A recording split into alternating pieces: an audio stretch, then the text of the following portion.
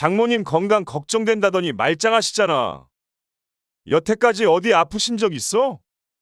다시 내려가시라 그래? 불편해서 살 수가 없어. 살 수가. 어떻게 그렇게 말해? 시골에서 우리 도와주러 올라오셔서 여태 엄마 고생한 건 생각 안 하고 이렇게 쫓아내듯이 말하는 게 어딨어?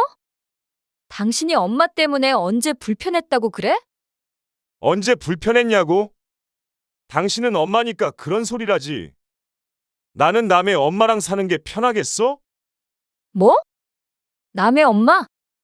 그래. 그리고 고생한 만큼 돈 챙겨드리잖아. 비싼 아르바이트하고 내려가신다고 생각하면 장모님도 손해는 아니잖아. 당신 너무한 거 아니야? 너무한 건 당신이지. 왜 매번 장모님 때문에 이렇게 싸워야 해? 당신도 우리 엄마가 와서 그러면 안 불편하겠어? 아니지. 우리 아버지가 와서 그러면 안 불편하겠냐고? 당연히 불편하겠지. 그래서 우리 엄마도 조심하고 나도 조심했잖아. 그리고 나는 입장 바꿔서 시부모님이 아무리 불편하고 화나게 해도 절대 그런 식으로 말 안 해. 절대로. 그건 안 해봐서 그런 거겠지. 시어머니한테 봐달라 그래 그러면? 시어머니는 힘들다고 싫다고 하시는 거? 우리 엄마가 도와준 거잖아. 솔직히 집도 해주셨는데 우리 부모님한테는 더 이상 바라면 안 되는 거 아니야? 그리고 애초에 그게 문제가 아니라 장모님 때문에 불편하니까 사람 쓰자는 거잖아, 이제. 말이 심하다? 그럼 우리 엄마만 없으면 이렇게 안 싸워도 되는 거야? 그래? 다투고 있는 사위와 딸, 그리고 그걸 지켜보고 있는 어머니가 오늘 사연의 주인공입니다. 올해 69세 오성래 씨는 서울에 살고 있는 딸의 아기를 봐주기 위해 난생 처음 서울에서 살게 되었습니다. 떨어져 사는 딸에게 애틋한 마음이 컸기에 하던 일도 내팽개치고 딸의 집으로 한달음에 달려왔죠. 하지만 자신 때문에 자주 다투게 된 사위와 딸을 보니 그 선택이 어리석었던 것 같았습니다. 그렇지만 어떻게 부모가 자식의 부탁을 거절할 수 있었을까요? 모든 것이 다 자신이 자식을 너무 사랑해서 생긴 일이었습니다. 오 씨는 서울과 3시간 거리에 떨어진 충북 영동군 한 시골 마을에 살고 있었습니다. 그곳에서 태어났고 평생을 살아왔습니다. 남편은 일찍 떠났고 딸 김혜선을 혼자서 키웠습니다. 남편은 평생 농사만 지었었는데 남편이 죽고는 오 씨 혼자 생계를 이어나가기가 힘들었습니다. 그래서 살고 있던 집 일부를 백반집으로 바꾸어서 장사를 하며 근근히 먹고 살았습니다. 말 그대로 간신히 입에 풀칠할 정도였죠. 그래도 음식 솜씨가 좋아 동네 사람들이 자주 찾아주었기에 딸을 키워낼 수 있었습니다. 오 씨는 자신이 입는 것, 먹는 것 아껴가며 딸을 공부시켰고 그런 딸은 다행히도 공부를 잘해 서울에 있는 대학에 들어갔습니다. 오 씨는 자신이 해준 것보다 더 잘 자라준 딸에게 늘 고마웠습니다. 학창시절 내내 장학금으로 공부를 해서 부족한 형편이지만 학비 걱정은 하지 않아도 됐죠. 그리고 그런 딸 혜선은 서울에 있는 좋은 직장에 들어갔고 2년 전 결혼을 했습니다. 설 다음 날 연휴 딸이 오기로 한 날이었습니다. 오 씨는 아침부터 아니 며칠 전부터 분주했습니다. 낡고 오래된 집은 얼마나 쓸고 닦았는지 나무가 반질반질했는데 오늘도 또 먼지가 앉았을까 싶어서 일찍부터 일어나서 또 걸레질을 하고 있습니다. 엎드린 허리는 지끈거렸고 방바닥을 기어다니고 있는 두 무릎은 시뻘개졌지만 문지방 구석구석까지 손길이 안 닿는 곳이 없게끔 꼼꼼하게 문질렀습니다. 이 정도면 되나? 괜히 멀쩡히 있던 서랍장 위 반지꼬리도 손잡이가 정중앙에 오도록 똑바로 다시 자리를 잡아놓고 항상 벽에 걸어놓는 빗자루도 빼서 눈에 안 보이게 다락방으로 집어넣었습니다. 조금이라도 깨끗해 보이도록 신경을 많이 쓰는 이유는 백년 손님, 사위 때문이었죠. 자신이 평생 시골에서 살아왔듯 사위는 서울 토박이었습니다. 사돈네도 마찬가지였습니다. 그래서 이런 시골집에 올 일은 없었을 것입니다. 혜선이 결혼하기 전 처음으로 인사시키러 데리고 왔을 때 집을 두리번거리며 놀란 표정을 하던 모습이 아직도 기억에 남았습니다. 딸도 이제 서울 사람인데 이런 초라한 배경을 보여주기가 창피하지 않았을까 생각했습니다. 그렇다고 좋은 아파트로 이사할 재주는 없었고 초라하긴 해도 더러워 보이지는 말자 하는 마음에 장판이 미끄러울 정도로 닦아댔습니다. 지난 추석엔 연휴가 짧아 오지 못했는데 다행히도 이번 설은 하루가 더 길어 딸 부부가 먼 길을 올 수 있었습니다. 차를 타고 내려오고 있다는 딸의 말에 서둘러 밥상 차릴 준비를 합니다. 평생 해온 일이 밥 차리는 일이었는데도 사위가 먹어야 할 밥상이니 특별히 더 신경이 쓰였습니다. 사위는 그냥 손님이 아니라 특별하고 귀한 손님이었으니 말이죠. 엄마, 나왔어. 임신해서 배부른 딸이 허리를 짚으며 마당 안으로 들어왔습니다. 신발도 제대로 신지 못한 오씨가 서둘러 딸과 사위를 맞으며 나갔습니다. 아이고, 왔어? 오느라 고생했다. 안녕하셨어요. 사위가 인사하자 오씨는 더 반가워하며 말했습니다. 장서방, 운전하느라 참 고생했네요. 고생했어. 엄마, 또 존댓말한다. 아직까지는 사위가 불편해 편히 말이 나오지 않는 오씨가 멋쩍게 웃었습니다. 힘들 텐데 어서 들어와. 배고프지? 오씨는 사위와 딸을 이끌고 식당으로 쓰고 있는 방으로 들어갔습니다. 이게 다 뭐야? 셋이서 먹는데 뭘 이렇게 많이 차렸어? 오랜만에 집에 오는데 너 좋아하는 거 많이 차렸지. 다 먹지도 못하겠네. 그러면서도 딸은 기분 좋은 표정을 지었습니다. 오씨가 사위의 눈치를 살폈지만 무뚝뚝한 사위는 무슨 생각을 하는지 알 수 없었습니다.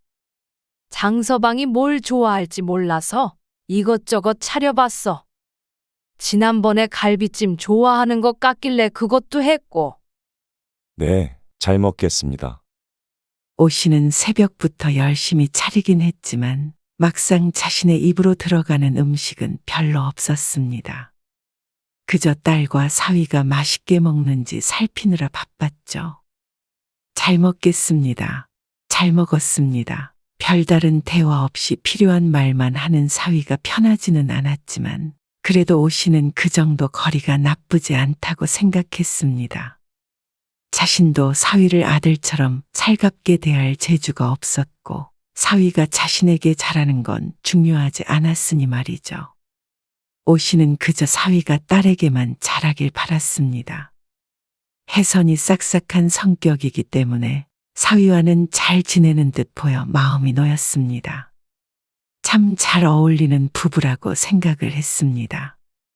밥을 먹고 안방에 사위와 딸이 잘 수 있게 이부자리를 깔았습니다.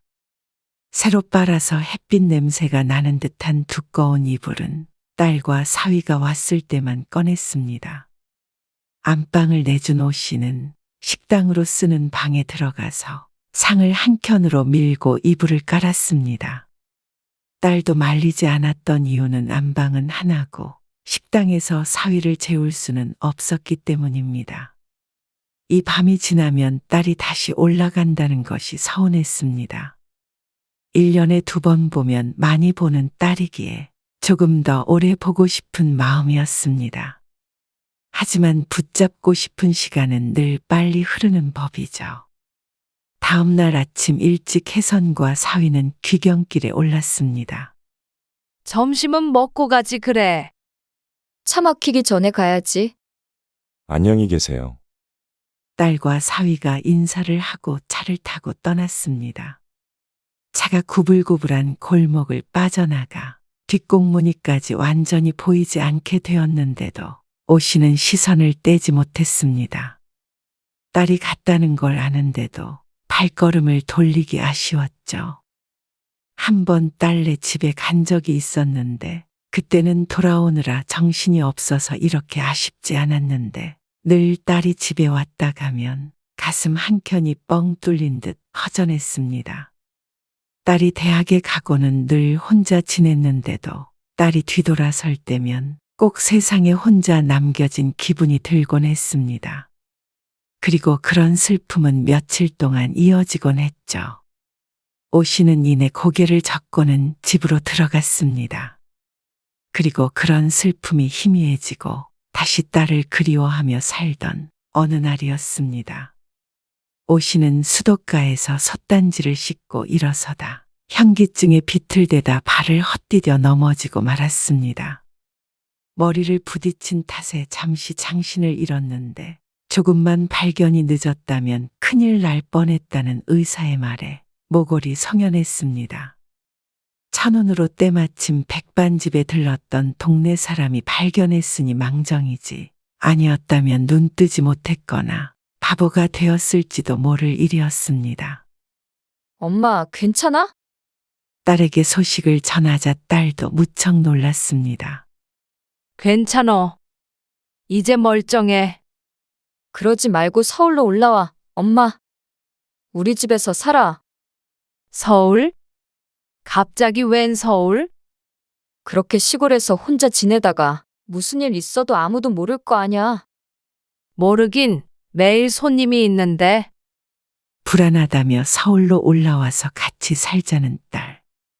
하지만 딸 혼자 사는 것도 아닌데 쉽게 결정할 수 있는 일은 아니었습니다.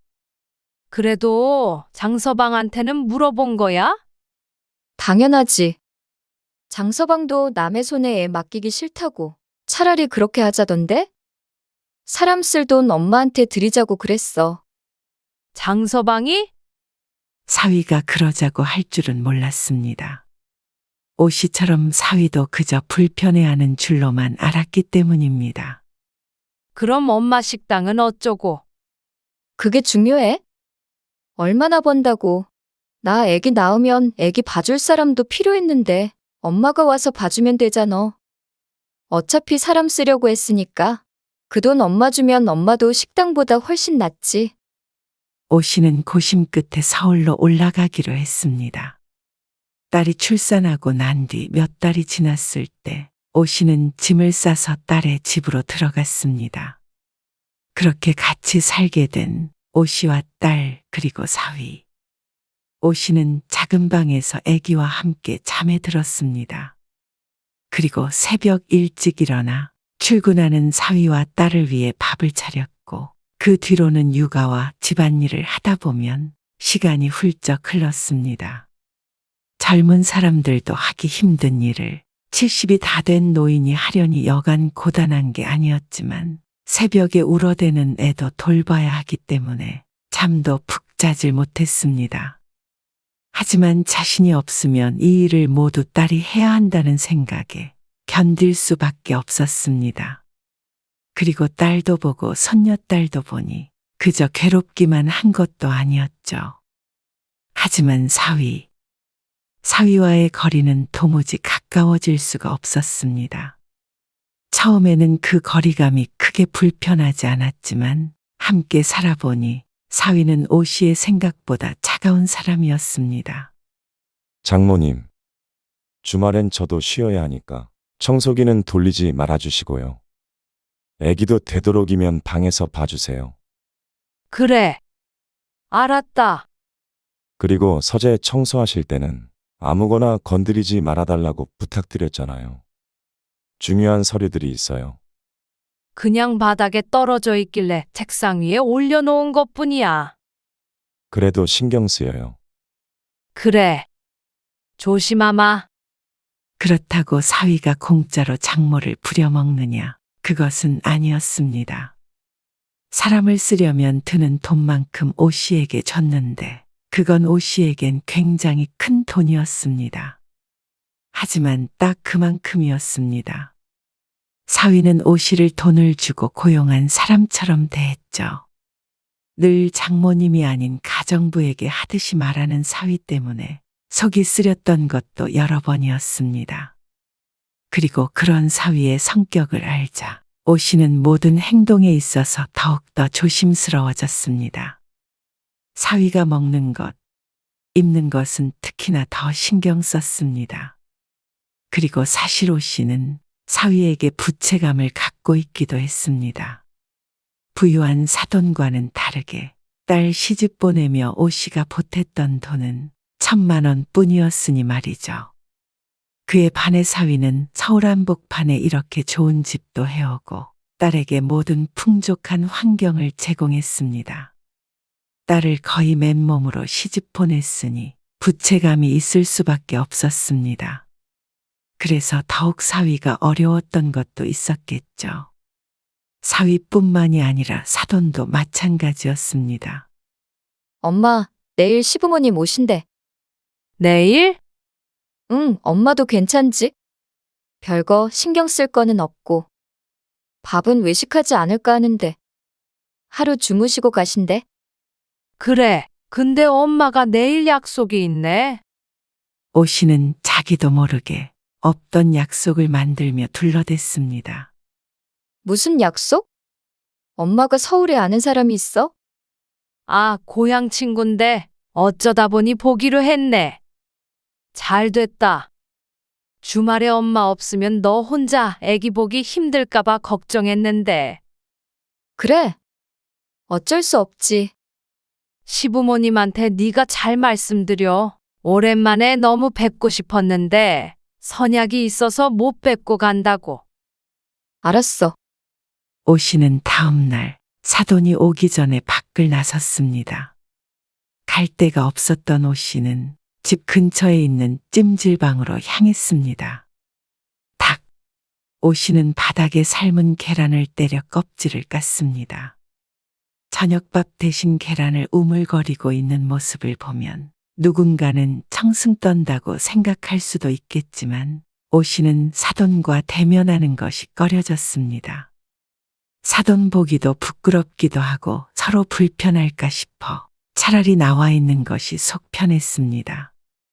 엄마, 오늘 안 들어올 거야? 지금 친구네 집인데. 여기서 자고 내일 가려고.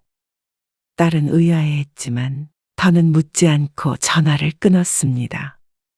목이 막혀 식혜를 마시고 있는데 문득 자신의 처지가 처량하게 느껴졌습니다. 누구도 뭐라 하지 않았지만 오 씨 혼자서만 느끼는 자격지심이었습니다. 하지만 오랜만에 애기 없이 잠에 드니 오히려 잠자리는 더 편안했습니다. 그렇게 다음 날이 되었을 때 오 씨는 일부러 점심시간이 지나서 느지막한 시간에 집으로 돌아갔습니다. 친구랑 재미있게 놀았어? 그랬지 뭐. 너는? 사돈 어른 다 가셨어? 점심 드시고 바로 가셨지. 혹시나 마주칠까봐 늦게 들어온 보람이 있었습니다. 다음에 오시면 꼭 뵀으면 좋겠네. 오 씨는 괜스레 말을 덧붙이고는 부엌으로 들어갔습니다. 외식을 한다더니 집에서 시켜 먹었는지 온갖 그릇과 음식물, 쓰레기들이 쌓여 있었습니다. 난장판이 된 부엌을 보자 쫓아 들어온 딸이 뒷머리를 긁적이며 말했습니다. 내가 치우려고 했는데 어제 술을 좀 마셔서 못 치웠네. 됐어. 가서 애기 봐. 엄마가 치울게. 그러자 딸이 활짝 웃었습니다. 정말? 고마워, 엄마. 그러고는 아기가 있는 거실로 나가는 딸. 오 씨는 다시 부엌을 둘러보며 한숨을 쉬었습니다. 좀 많죠. 장모님이 수고 좀 해주세요. 지나가던 사위도 한마디 얹고 서재로 들어가 버렸습니다. 자신이 이 일을 해주기 위해서 올라왔다지만 잘하고 있는 일인가 하는 의문이 처음으로 들었습니다. 그리고 어느 날이었습니다. 청소기를 돌린 뒤 사위방의 쓰레기통을 비우기 위해 들어갔습니다. 사위가 이것저것 건드는 것은 워낙 싫어해서 먼지를 털고 쓰레기를 비우는 정도만 했는데 그것조차도 조심스러웠습니다. 비울 만큼 차있지는 않았지만 오늘 쓰레기를 버리는 날이기 때문에 기왕이면 미리 비우자 싶었습니다. 그리고 저녁이 되었을 때 사위가 퇴근해서 말했습니다. 장모님, 혹시 책상 위에 있던 서류 못 보셨어요? 서류? 나는 아무것도 안 만졌어. 오늘 쓰레기통 비우신 거 아니에요? 비우긴 했는데 서류는 못 봤어. 분리수거를 하느라 전부 뒤집어서 버렸지만 서류 비슷해 보이는 종이도 없었습니다. 그랬다면 섣불리 버리지 않았을 것입니다. 잘 기억해 보세요. 중요한 건데 없어졌어요. 정말 없었는데. 사위가 자꾸 추궁하자 자신의 기억이 맞는지 헷갈리기 시작했습니다. 내가 정말 못 봤나? 확신이 들지 않았습니다. 혼란스러워하는 오 씨의 표정을 보자 사위의 한쪽 눈썹이 올라갔습니다. 거보세요. 보셨죠? 제가 제 물건 건들지 말라고 말씀드렸잖아요. 중요한 건데 버리시면 어떡해요? 아닐 텐데. 모르면 제발 물어보세요. 휙 버리고 기억 안 난다고 하시면 어떡해요? 그러자 옆에 있던 딸이 말했습니다. 당신이 잘 찾아봐. 설마 엄마가 그걸 버렸겠어? 그러자 사위가 딸에게도 신경질을 냈습니다. 있었으면 내가 장모님한테 여쭤봤겠어? 내가 바보도 아니고 서류 놓은 걸 까먹겠어? 딸의 표정도 안 좋아졌습니다. 그건 오 씨도 마찬가지였습니다. 자신에게 뭐라 하는 것은 참아도 딸에게 화를 내자 기분이 좋지 않았습니다. 둘이 말다툼을 하려는데 오 씨가 잠깐만 기다려보라며 집 밖을 나왔습니다. 쓰레기 분리수거장으로 간 오 씨의 표정이 밝아졌습니다. 다행히도 아까 버렸던 쓰레기를 아직 수거해가지 않은 상태였습니다. 2봉지를 버렸는데 그중 한 봉지를 열어서 손으로 안을 헤집어 보았습니다. 이리저리 뒤져보았지만 서류처럼 보이는 종이는 없었습니다. 답답해서 오 씨가 봉투를 완전히 뒤집어 쓰레기를 모두 꺼냈습니다. 그리고는 두 손으로 쓰레기들을 펼치며 찾아보았는데도 보이지 않았습니다. 다시 봉투에 쓰레기를 담고 다른 봉투를 열었지만 마찬가지였습니다. 그럼 그렇지. 그걸 내가 버릴 리가 없는데. 그리고는 오 씨는 터덜터덜 집으로 돌아왔습니다. 당신이 못 찾아놓고는 왜 그렇게 말해? 가방에 있을 줄 몰랐지. 착각할 수도 있지. 그거 가지고 짜증이야? 나는 당연히 장모님이 청소하시니까 장모님이 버리신 줄 알지.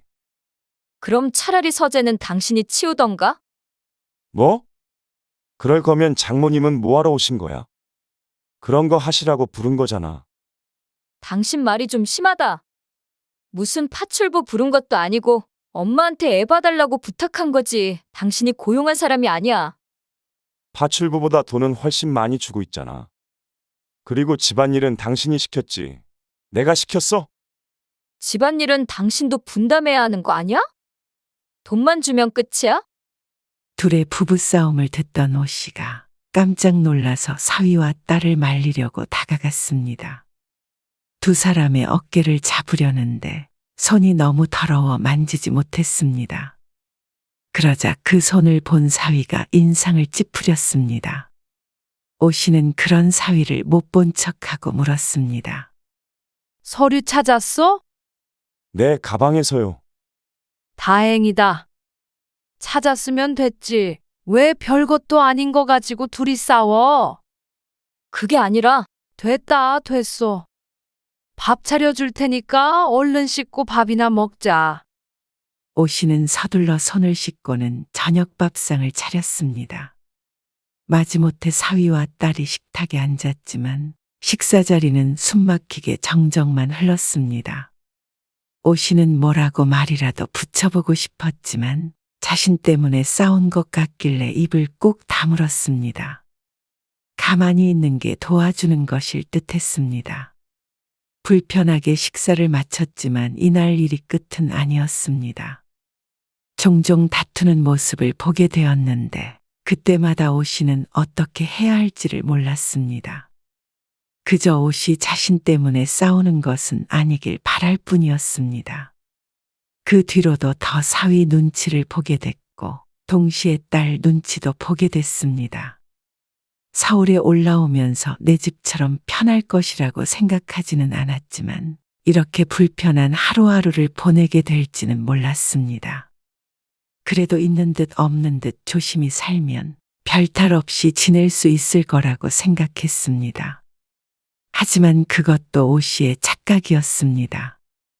어느 주말 사위와 딸은 따로 외출을 했고 오 씨는 애를 데리고 마트에 다녀왔습니다. 집에 거의 도착했을 때 아기가 울며 보채길 내보니 바지가 흥건하게 젖어 있었습니다. 에고, 우리 애기 쉬했어? 큰일이네. 서둘러 집에 도착해서 쉬에 젖은 옷과 기저귀를 벗긴 뒤에 아기를 씻기러 거실 욕실 문을 열었습니다. 뭐야? 아이고, 문 안 닫고 뭐 하세요? 소리치는 사위 때문에 놀란 오 씨가 문을 쾅 닫았습니다. 이제 막 씻었는지 바지를 입고 있던 사위와 눈이 마주친 오 씨도 놀란 상태였습니다. 사위가 벌써 와 있을 줄은 몰랐습니다. 나간 지 얼마 안 돼서 한참 있다가 들어올 것이라고 생각했습니다. 몇 분 뒤 나온 사위가 씩씩거리며 오 씨에게 말했습니다. 노크도 안 하고 문을 여시면 어떡해요? 있을 줄 몰랐다. 금방 마트 갔다 왔는데 그새 돌아왔어. 볼 일이 일찍 끝났는데 왜 이렇게 매너가 없으세요? 정말 미안하다. 몰랐어. 있는 줄 알았으면 당연히 노크했을 거야. 제 구두 못 보셨어요? 당연히 집에 왔다고 생각하셨어야죠. 애기 기저귀 때문에 정신이 없어서. 오 씨가 연신 사과했지만 분이 풀리지 않는지 사위가 시근덕거리며 서재로 들어가 버렸습니다. 오 씨도 민망하고 미안했지만 억울하기도 했습니다. 설령 사위가 온 줄 알았어도 사위가 거실 욕실을 이용하는 경우가 없었기 때문이었죠. 조금 있다 딸이 집에 돌아왔고 여전히 화가 난 사위를 보고는 말했습니다. 엄마, 무슨 일 있어? 애 아빠 왜 저래? 그게 조금 전에 있었던 일을 딸에게 설명하자 딸은 대수롭지 않게 생각했습니다. 다 벗은 것도 아닌데 어때? 그래도 화 많이 난 것 같은데 어쩌니? 괜찮아. 내가 들어가서 얘기해 볼게. 딸이 서재로 들어갔는데 몇 분 지나자 점점 딸과 사위의 언성이 높아졌습니다. 매너가 없잖아. 매너가. 당신이 안방 화장실 썼어야지. 수건이 없어서 거실에서 씻은 거야? 아, 수건? 오 씨가 안방 욕실에 들어가는 걸 싫어하는 사위 때문에 안방엔 딸이 수건을 채워 넣었었는데 깜빡한 듯 했습니다. 내 실수인데 왜 엄마한테 화를 내? 없는 줄 알았다는데 엄마 민망하잖아. 왜 장모님이 민망해?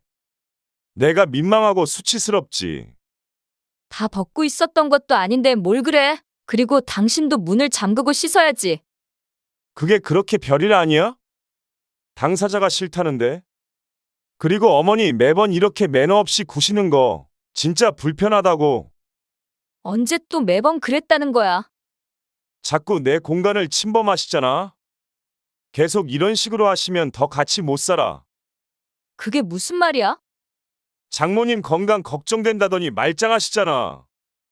여태까지 어디 아프신 적 있어? 당장 다시 내려가시라 그래. 불편해서 살 수가 없어. 살 수가. 어떻게 그렇게 말해? 여태 엄마 고생한 건 생각 안 하고 이렇게 쫓아내듯이 말하는 게 어딨어? 당신이 엄마 때문에 언제 불편했다고 그래? 언제 불편했냐고? 당신은 엄마니까 그런 소리라지. 나는 남의 엄마랑 사는 게 편하겠어? 뭐? 남의 엄마? 그래. 그리고 고생한 만큼 돈 챙겨드리잖아. 비싼 아르바이트하고 내려가신다고 생각하면 장모님도 손해는 아니잖아. 당신 너무한 거 아니야? 너무한 건 당신이지. 왜 매번 장모님 때문에 이렇게 싸워야 해? 장모님 오시기 전엔 우리 한 번도 싸운 적 없어. 당신도 우리 엄마가 와서 그러면 안 불편하겠어? 아니지. 우리 아버지가 와서 그러면 안 불편하겠냐고? 당연히 불편하겠지. 그래서 우리 엄마도 조심하고 나도 조심했잖아. 그리고 나는 입장 바꿔서 시부모님이 아무리 불편하고 화나게 해도 그런 식으로 말 안 해. 절대로. 그건 안 해봐서 그런 거겠지. 그렇게 싫으면 시어머니한테 봐달라 그래. 그 정도 해주셨으면 우리 부모님한테는 더 바라면 안 되는 거 아니야? 뭐? 그럼 우리 엄마는 돈 없으니까 당연히 해줘야 하고? 그런 말이 아니잖아. 거봐. 우리가 언제 이런 문제로 싸운 적이나 있냐고. 그럼 우리 엄마만 없으면 이렇게 안 싸워도 되는 거야? 그래? 둘의 싸우는 소리가 점점 커지자 오씨는 조용히 집 밖으로 나왔습니다. 자신 때문에 싸우는 걸 또 들어가서 말리기도 우습고 오씨도 지쳤습니다. 그렇다고 오래 있지도 못했습니다. 저렇게 큰 소리로 싸우면 잠든 아기도 금방 깰 것이 분명했기 때문입니다. 20분쯤 근처를 서성거리다 집으로 돌아가니 더 이상 큰 소리는 들리지 않았습니다. 딸은 아기를 안고 방 안에 있었고 사위가 오씨를 불렀습니다. 장모님. 죄송한데 애는 다른 사람한테 맡기려고요. 장모님도 불편하셨을 텐데 집에 내려가 보시는 게 좋을 것 같아요. 딸도 사위가 무슨 말을 하고 있는지 알고 있을 텐데 나와 보지 않는 것을 봐선 이야기의 결론을 함께 낸 듯했습니다. 알았다. 사람 구하는 대로 내려갈게. 내일 구하면 모레면 올 거예요. 이 순간만을 기다려온 사람인 듯 속전속결이었습니다. 그래, 그럼 모레 내려가면 되니? 네? 그동안 감사했어요. 남에게도 이렇게 차갑게 할까 싶었습니다. 그동안 고생했던 시간들이 주마등처럼 스쳐 지나갔습니다. 그 무수히 많은 일들이 그동안 감사했다는 몇 글자 말로 끝날 수 있다니 허무하다는 생각도 들었죠. 하지만 오씨는 한마디도 따지지 않았습니다. 사위에게 알았다고 대답한 뒤에 딸이 있는 방으로 들어갔습니다. 모레 내려가기로 했어. 응. 딸도 지쳤는지 괴로워하는 기색은 있지만 오씨를 잡지 않았습니다. 뒤돌아 방을 나서려는데 딸이 말했습니다. 엄마가 그러니까 사위가 자꾸 엄마를 우습게 보는 거 아니야. 왜 아무 말도 안 해? 항상 쩔쩔매기만 하고. 돈 때문이야? 미안해서? 오씨는 오히려 딸을 이해할 수 없었습니다. 내가 장서방한테 쩔쩔매는 거? 내가 이러는 게 바보 같니? 솔직히 그래. 내 딸한테 잘하라고 사위를 대접해 주는 거야. 사위가 어렵거나 무서워서가 아니라 장서방이 돈 한 푼 없는 빈털털이었어도 나는 사위 눈치 보고 노심초사했을 거야. 내 딸 남편이니까. 그러자 딸은 얼굴을 괴롭게 일그러뜨렸습니다. 엄마 없으면 안 싸운다며? 싸우지 말고 둘만 잘 살면 돼. 엄마는 괜찮아. 서울 구경 잘하고 간다. 그러고는 이틀 뒤에 다시 시골집으로 돌아갔습니다. 집에 돌아오니 허전함은 있었지만 그래도 모든 것이 제자리로 돌아간 듯한 기분이 들었습니다. 어쩌면 처음부터 부모와 자식은 이 정도의 거리가 좋았던 것 같았습니다. 하물며 장모와 사위 사이라면 더욱 적당한 거리가 필요했겠죠. 오씨도 나름의 마음 정리를 할 시간이 필요했습니다. 하지만 얼마 뒤에 딸에게 연락이 왔습니다. 엄마, 일하던 사람이 그만뒀어. 우리가 엄마가 해주던 일을 그 사람이 다 해주길 바랬나 봐. 어떻게 하겠어? 아니면 두 사람을 써야 할 텐데, 그러며 배보다 배꼽이 더 커지고. 어쩌지? 다시금 와줄 수 없냐는 딸의 말에 오 씨가 물었습니다. 그렇게 싸워놓고 다시 부를 생각을 어떻게 해? 그게 애 아빠가 엄마 따로 방 구해드리면 괜찮다길래. 뭐? 어차피 같이 사니까 자꾸 부딪힌 거였잖아. 근데 따로 살면 문제가 없지 않을까. 눈치를 보며 말하는 딸의 오 씨의 속이 터졌습니다.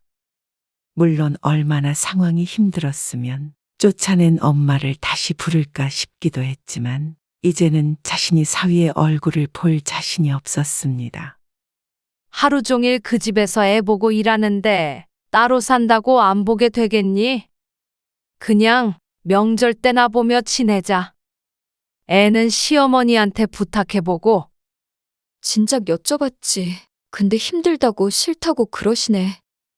어떻게 해야 할지를 모르겠다. 좀만 네가 키우다가 어린이집 보내.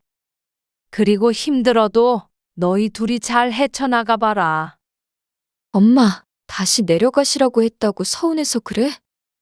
하나밖에 없는 딸 위해서 엄마가 좀 더 고생해주면 안 돼? 서운한 마음도 있었지만 그게 널 사랑하는 내 마음을 이길 순 없지. 하지만 엄마가 안 가는 게 너희 가족에게도 좋을 것 같아.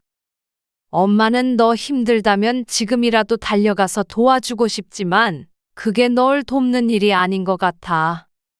딸은 납득하지 못하고 오 씨를 원망하며 전화를 끊었지만 오 씨는 이제 딸을 지켜만 보기로 했습니다.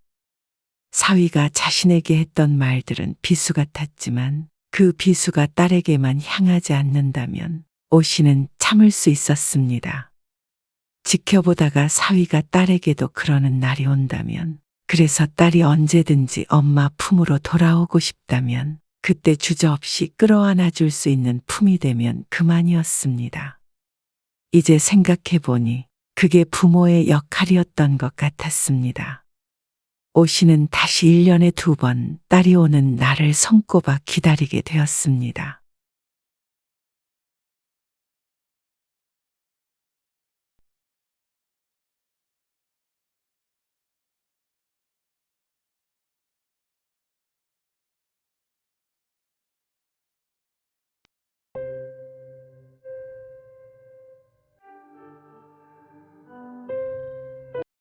니들은 여전히 나 데리고 살 생각이 있는 거야. 그럼요. 당연하죠. 내가 돈 한 푼 없는 늙은이라도 그러자 아들, 딸이 머뭇거리더니 대답했습니다. 당연한 걸 물으세요? 돈 없어도 아버지는 아버지죠. 아버지가 물었습니다. 그래? 그럼 니들 중에 누가 나 데리고 살래? 제가요. 제가 모시고 살게요. 참고로 난 이제 땡전 한 푼 없다. 아파트는 팔았고 가진 돈은 전부 기부해버렸다. 그게 무슨 말씀이세요? 농담하시는 거죠? 농담할 만큼 기분이 좋은 줄 아냐? 내 전 재산 다 기부했다. 그래서 빈털터리인데 너희 둘 중에 누가 나 데리고 살 거냐? 어떻게 그러실 수가 있으세요? 뭐가? 내 재산 내가 마음대로 했다는데 왜들 그리 놀라? 남한테 줘버릴 만큼 저희가 아버지한테 아무것도 아니에요. 어떻게 자기 자식을 나 몰라라 하세요? 나 몰라라 하다니 나는 너희한테 최선을 다했어. 남들보다 더하면 더했지 절대 부족하게 준 적 없다. 그래서 너희 둘 다 먹고 살 만큼 살잖냐? 남줄 바에는 그냥 저희 주셨으면 됐잖아요. 뭐가 그렇게 마음에 안 드셨는데요? 제가 아빠한테 못한 게 뭐예요? 이야기 속 주인공 할아버지는 올해 80세가 된 공영배 씨입니다. 그리고 그런 아버지에게 소리치고 있는 아들은 52세 공상현이고 딸은 47세 공미영입니다. 대화처럼 공 씨는 자신이 무덤에 들어가기 전까지 쓸 생활비, 병원비 정도만 남겨놓은 채로 나머지는 전부 기부해버렸습니다. 대단히 큰 부자라고 할 수는 없었지만 평생 성실히 모은 재산과 몇 년 전 아내가 남기고 간 목숨값을 합친다면 적지 않은 돈이었습니다. 그러니 자식들이 눈에 불을 켜고 달려들었겠죠. 나이 80 먹고 그 돈을 다 쓰고 죽을 재주는 없기에 당연히 자식들에게 물려줄 생각이었지만 그건 얼마 전까지의 이야기입니다. 공 씨는 이제 자식들에게 한 푼도 물려줄 생각이 없었습니다. 부모의 돈 때문에 서로 아기처럼 싸우고 부모를 물어뜯는 자식들은 다 공 씨의 업보였습니다. 하지만 자식들을 세상에 태어나게 한 부모로서의 의무는 지난 50년 동안 충분히 다했다고 여겼습니다. 이제는 더 늙고 병들어도 아들, 딸을 찾을 생각도 없었습니다. 한적하고 아담한 집으로 이사도 갔고 이제 모든 걸 다 비우고 살아갈 생각입니다. 이곳에서 맘 편히 살다가 명이 다하면 조용히 가고 싶었습니다. 모두 내려놓으니 이제야 공 씨의 삶의 평온이 찾아온 듯했습니다. 부모 재산을 도둑질하려고 틈만 노리는 강도 같은 자식들만 없으면 말이죠. 공 씨는 워낙 없이 자라 젊어서부터 갖은 고생을 하다 40대가 되어서 모든 운세가 트인 듯했습니다. 물론 운도 따라주었지만 그동안 죽을 힘을 다해 발버둥치며 살아온 공 씨의 인생이 결실을 맺은 것이겠죠. 아내와 함께 차린 식당이 장사가 무척 잘 되는 바람에 꽤 큰 돈을 벌게 되었습니다.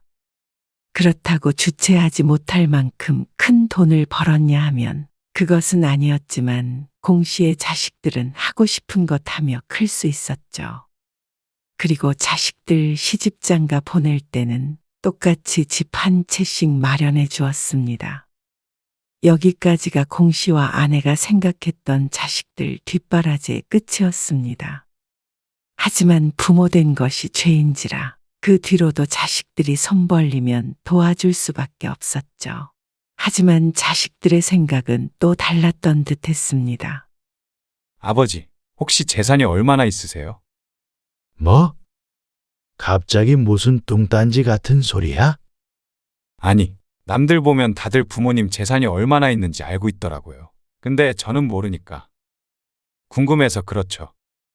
뜬금없이 묻는 아들의 공 씨는 속 시원한 답을 해주지 않았습니다. 네가 그걸 알아서 뭐하게? 자식인데 좀 알면 안 돼요? 그러게. 나도 궁금하네. 옆에 있던 딸까지 합세했습니다. 갑자기 밥을 먹자며 찾아온 아들 상현과 딸 미영. 상현과 미영에게 제대로 대답해 주지 않는 이유는 몇 년 전 세상을 떠난 공 씨의 아내 때문이었습니다. 암으로 세상을 뜨기 전 아내는 공 씨에게 말했습니다. 보험금이든 가게를 처분한 돈이든 어떤 재산도 당신이 죽기 전까진 자식들에게 미리 물려주지 말아라. 유언과도 같은 말에 공 씨가 의아해했지만 아내는 부모가 공경받기 위해서는 인품보다도 돈이 중요하다고 주장했습니다. 그 당시에는 드라마를 너무 많이 본 것이 아니냐며 웃었지만 그 말이 100번 옳았음을 공 씨는 뒤늦게 깨닫게 되었죠. 공 씨가 살면서 가장 잘한 것이 있다면 그때 아내의 말을 들은 것이라고 할 수 있었습니다. 엄마 돌아가신 다음에 보험금이 얼만지도 안 알려주고 우리가 뭐 그 돈 뺏어가나? 서운해요, 아빠. 딸이 퉁퉁거리며 말했지만 공 씨는 그저 웃을 뿐이었습니다. 그렇다고 내가 너희 한 푼도 안 줬냐? 상현이 너 지난번에 사업한다고 돈 가져갔고 미영이 너는 박서방 회사 나온다고 돈 가져갔잖냐? 말 그대로였습니다. 공 씨가 아내 말을 듣고 자식에게 재산을 물려주진 않았지만 매정한 아버지는 아니었습니다.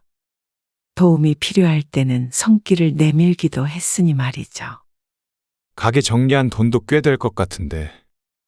아내가 아프면서 식당을 정리했는데 아들은 그것조차 궁금한 듯했습니다. 뭐가 그렇게 궁금해? 나 죽으면 다 알게 될 건데. 정 궁금하면 빨리 가버리랴. 에이, 그냥 궁금해서 여쭤본 거 가지고 무서운 말씀을 하세요. 오빠는 괜히 그런 걸 물어봐가지고. 너도 궁금하다고 했으면서 내 탓이냐? 그리고 나중에 아버지 편찮으시기라도 하면 내가 모실 건데 그 정도 알고 있어도 되는 거 아냐? 뭐? 왜 아빠를 오빠가 모셔? 의도가 불순하다.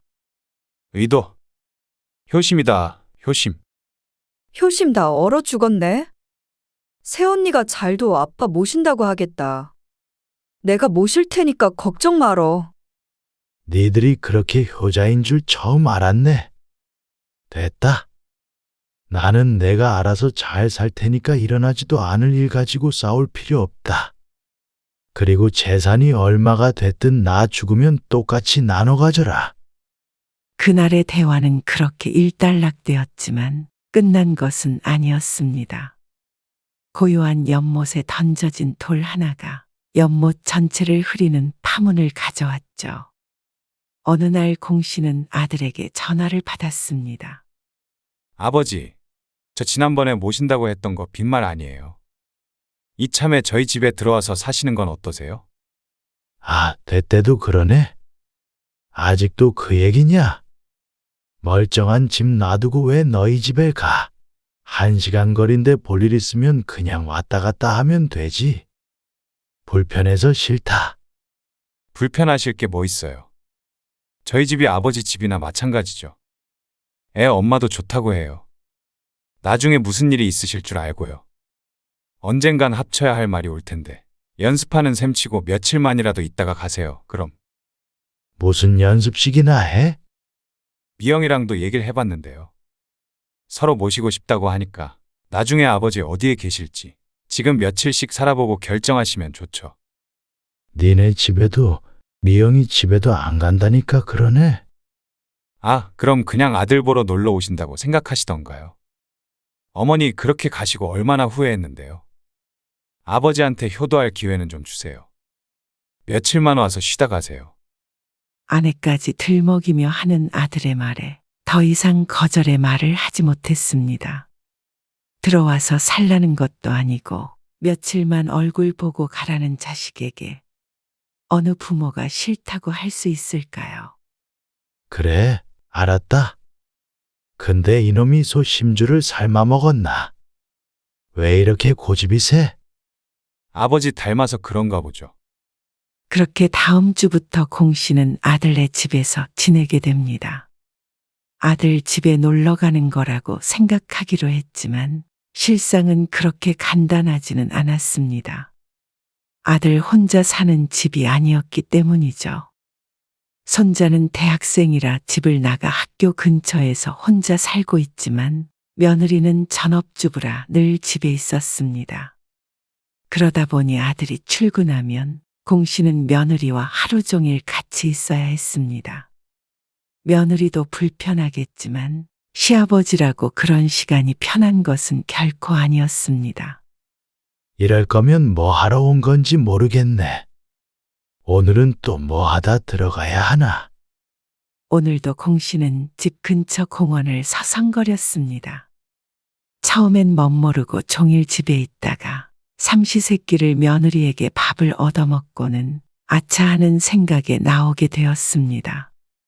이렇게 바깥에서 시간을 보내는 것도 하루 이틀이지 젊은 사람도 아니고 80세 할아버지가 하루 종일 바깥에서 할 일이라곤 그리 다양하지 않았습니다. 하지만 그것만 곤욕스러운 것이 아니었습니다. 아버지, 제가 주변에서 들었는데요. 부모님이 돌아가신 다음에 재산을 상속받으면 세금을 많이 낸대요. 그래? 세금을 내라면 내야지 뭐. 대수롭지 않아 하는 공 씨의 대답에 아들이 답답한 듯 말했습니다. 돈 아깝게 낼 세금 다 내면 남는 게 뭐가 있겠어요? 그래서 중요한 건 그게 아니고요. 그래서 요즘은 돌아가시기 전에 재산 증여를 많이 한대요. 증여? 네. 미리 명의를 자식들한테 돌리는 거죠. 특히 부동산 같은 거요. 서울 집값은 계속 오르니까요. 그래서 말인데요. 아버지 이렇게 저희 집에 들어와서 사시고 지금 살고 계신 그 아파트는 미리 제 명의로 해주시는 거 어때요? 갑자기 무슨 세금 이야기인가 했는데 결국 공 씨의 집을 자신에게 달라는 말이었습니다. 너 지난번부터 자꾸 돈 타령이야. 요즘 힘드냐? 합리적인 선택을 하시라고 알려드리는 거죠. 내 집 팔고 너희 집에서 살라고? 아서라. 안 그래도 집으로 돌아가겠다고 말하려던 참이다. 네? 왜 벌써 가세요? 며칠 있지도 않으셨는데. 할 일도 없이 너희 집에서 내가 뭘 하냐? 며느리만 괴롭히지. 왜요? 애엄마가 뭐라 그래요? 뭐라고 할 리가 있냐? 내가 심심해서 그렇지. 그럼 저 아파트는 내 참, 나 죽으면 가져가라니까. 며느리도 며느리지만 틈만 나면 증연이 상속인이 해대는 아들 때문에 더는 못 있겠다 싶었습니다. 스스로도 먹고 살 만큼 벌면서 왜 자꾸 돈 타령인지 모를 일이었습니다. 오늘도 공원을 돌아다니다 조금 일찍 아들네 집으로 들어갔습니다. 어이쿠, 사돈 오셨어요? 아들네 들어가자 안사돈과 딱 마주친 공씨. 안녕하셨어요? 혼자 어딜 갔다 들어오세요? 아, 이 근처 좀 돌아다니느라. 공씨는 사돈과 어색하게 인사를 나누었습니다. 아들이 결혼한 지 20년이 됐는데 사돈과 만난 것은 손에 꼽히게 적었습니다. 예고 없는 만남에 당황하는 것은 당연했죠. 아들도 출근하고 없었기 때문에 가시방석에 앉은 기분이었습니다. 다시 나갈까 하는 마음에 엉거주춤 엉덩이를 때렸는데 사돈이 말했습니다. 과일 좀 깎아올게요. 공씨도 덩달아 일어나려 하자 사돈이 친절하게 말했습니다. 아이, 앉아 계셔요. 자불안석이 된 공씨가 부엌에 간 사돈과 며느리를 힐끔거렸습니다. 시계를 보아도 아들이 퇴근할 시간은 한참이 남은 상태였습니다. 못난 딸 시집 보내고 그동안 인사도 제대로 못했네요. 아니, 아닙니다. 우리 며느리 아주 훌륭하죠. 앞으로도 잘 부탁드려요. 연신 인사하는 사돈 때문에 공씨는 더 불편한 기분이 되었습니다. 설상가상으로 자고 간다는 안사돈의 말에 공씨는 당장 짐을 싸는 것은 안사돈에게 실례일 수 있으니 내일이라도 돌아가기로 마음먹었습니다. 아이고, 피곤하다. 일찍 자러 가봐야겠다. 벌써 주무시게요? 그래. 쉬어라. 사돈도 쉬세요. 아, 네. 아들, 며느리, 안사돈과 함께 저녁을 먹은 공씨는 이른 저녁에 방에 틀어박혔습니다. 공씨 자신이 유별난 것인지 모르겠지만 아들도 며느리도 사돈도 모두 불편해서 하루빨리 집으로 돌아가고 싶은 마음뿐이었습니다. 너무 이른 저녁 잠자리에 누워서 그런지 공씨는 설핏 잠에 들었다 깼습니다. 시계를 보니 아직 자정이었습니다. 화장실이라도 갔다 오려고 문을 열었는데 거실에서 들려오는 목소리에 발걸음을 멈췄습니다. 사돈과 며느리가 대화 중인 듯 했는데 괜히 나가서 또 민망해질까봐 망설여졌습니다. 아이고, 참아야겠다. 다시 문을 닫으려 하는데 자신에 대해 얘기하는 소리가 들려왔습니다. 네 시아버지는 언제까지 계신대니? 몰라. 올해는 안 계신다는데. 시누이 집에도 가신다니까. 좀 더 있다가 가시겠지. 그래? 네가 불편하겠다. 그렇지 뭐. 근데 애 아빠가 모시고 살자고 그래서 어쩌면 그렇게 될지도 몰라. 뭐? 어떻게 시아버지를 모시고 살아? 엄마, 시아버지 들으시겠어. 80 먹은 노인네가 듣긴 뭘 들어. 귀 어두워서 바로 옆에 있어도 못 듣는다 얘. 사돈이 하는 말에 속으로 헛웃음을 지었습니다. 암만 귀가 어두워도 지척에서 들리는 대화 소리도 못 듣는 귀머거리는 아니었습니다. 아들과 며느리가 나이 차이도 있고 사돈도 일찍 결혼해서 공씨와 사돈의 나이 차이는 15살 정도가 났기에 자신을 노인네 취급하는 것은 이해했습니다. 하지만 이어지는 며느리의 말에 눈을 부릅뜰 수밖에 없었습니다. 그런가. 아무튼 우리 시아버지 알부자셔. 근데 남편이 시아버지 돌아가실 때까지만 좀만 참고 모시면 다 우리가 가질 수 있다 그러길래. 그게 정말이야? 믿어도 돼? 시아버지 모신다고 고생만 하는 거 아니야? 네 시누이가 가만히 있겠어? 그러니까 우리가 모시고 살아야 찍소리도 못하지. 그리고 걱정 마. 시아버지 일찍 나가셔서 별로 뵐 일도 없어. 지금은 건강해서 그렇지. 치매 오고 이곳저곳 병들 나이 아니니? 그럼 그 병수발을 네가 어떻게 들래? 그런 걸 내가 어떻게 해? 다 전문가들이 있는데 내가 왜 해? 요양병원 뭐 그런 데 많잖아. 시아버지 돈으로 그런 데 모시면 되지. 그런 건 남편이 확실하게 약속했으니까 걱정 말어. 그러면 시아버지 계시는 동안 아주 신경 써서 모시고 받을 건 되도록이면 미리미리 받아. 애 아빠가 알아서 한대. 우리 부자 되면 엄마 호강시켜줄게. 공씨는 자신이 무슨 말을 들은 것인지 얼떨떨한 기분이 들었습니다.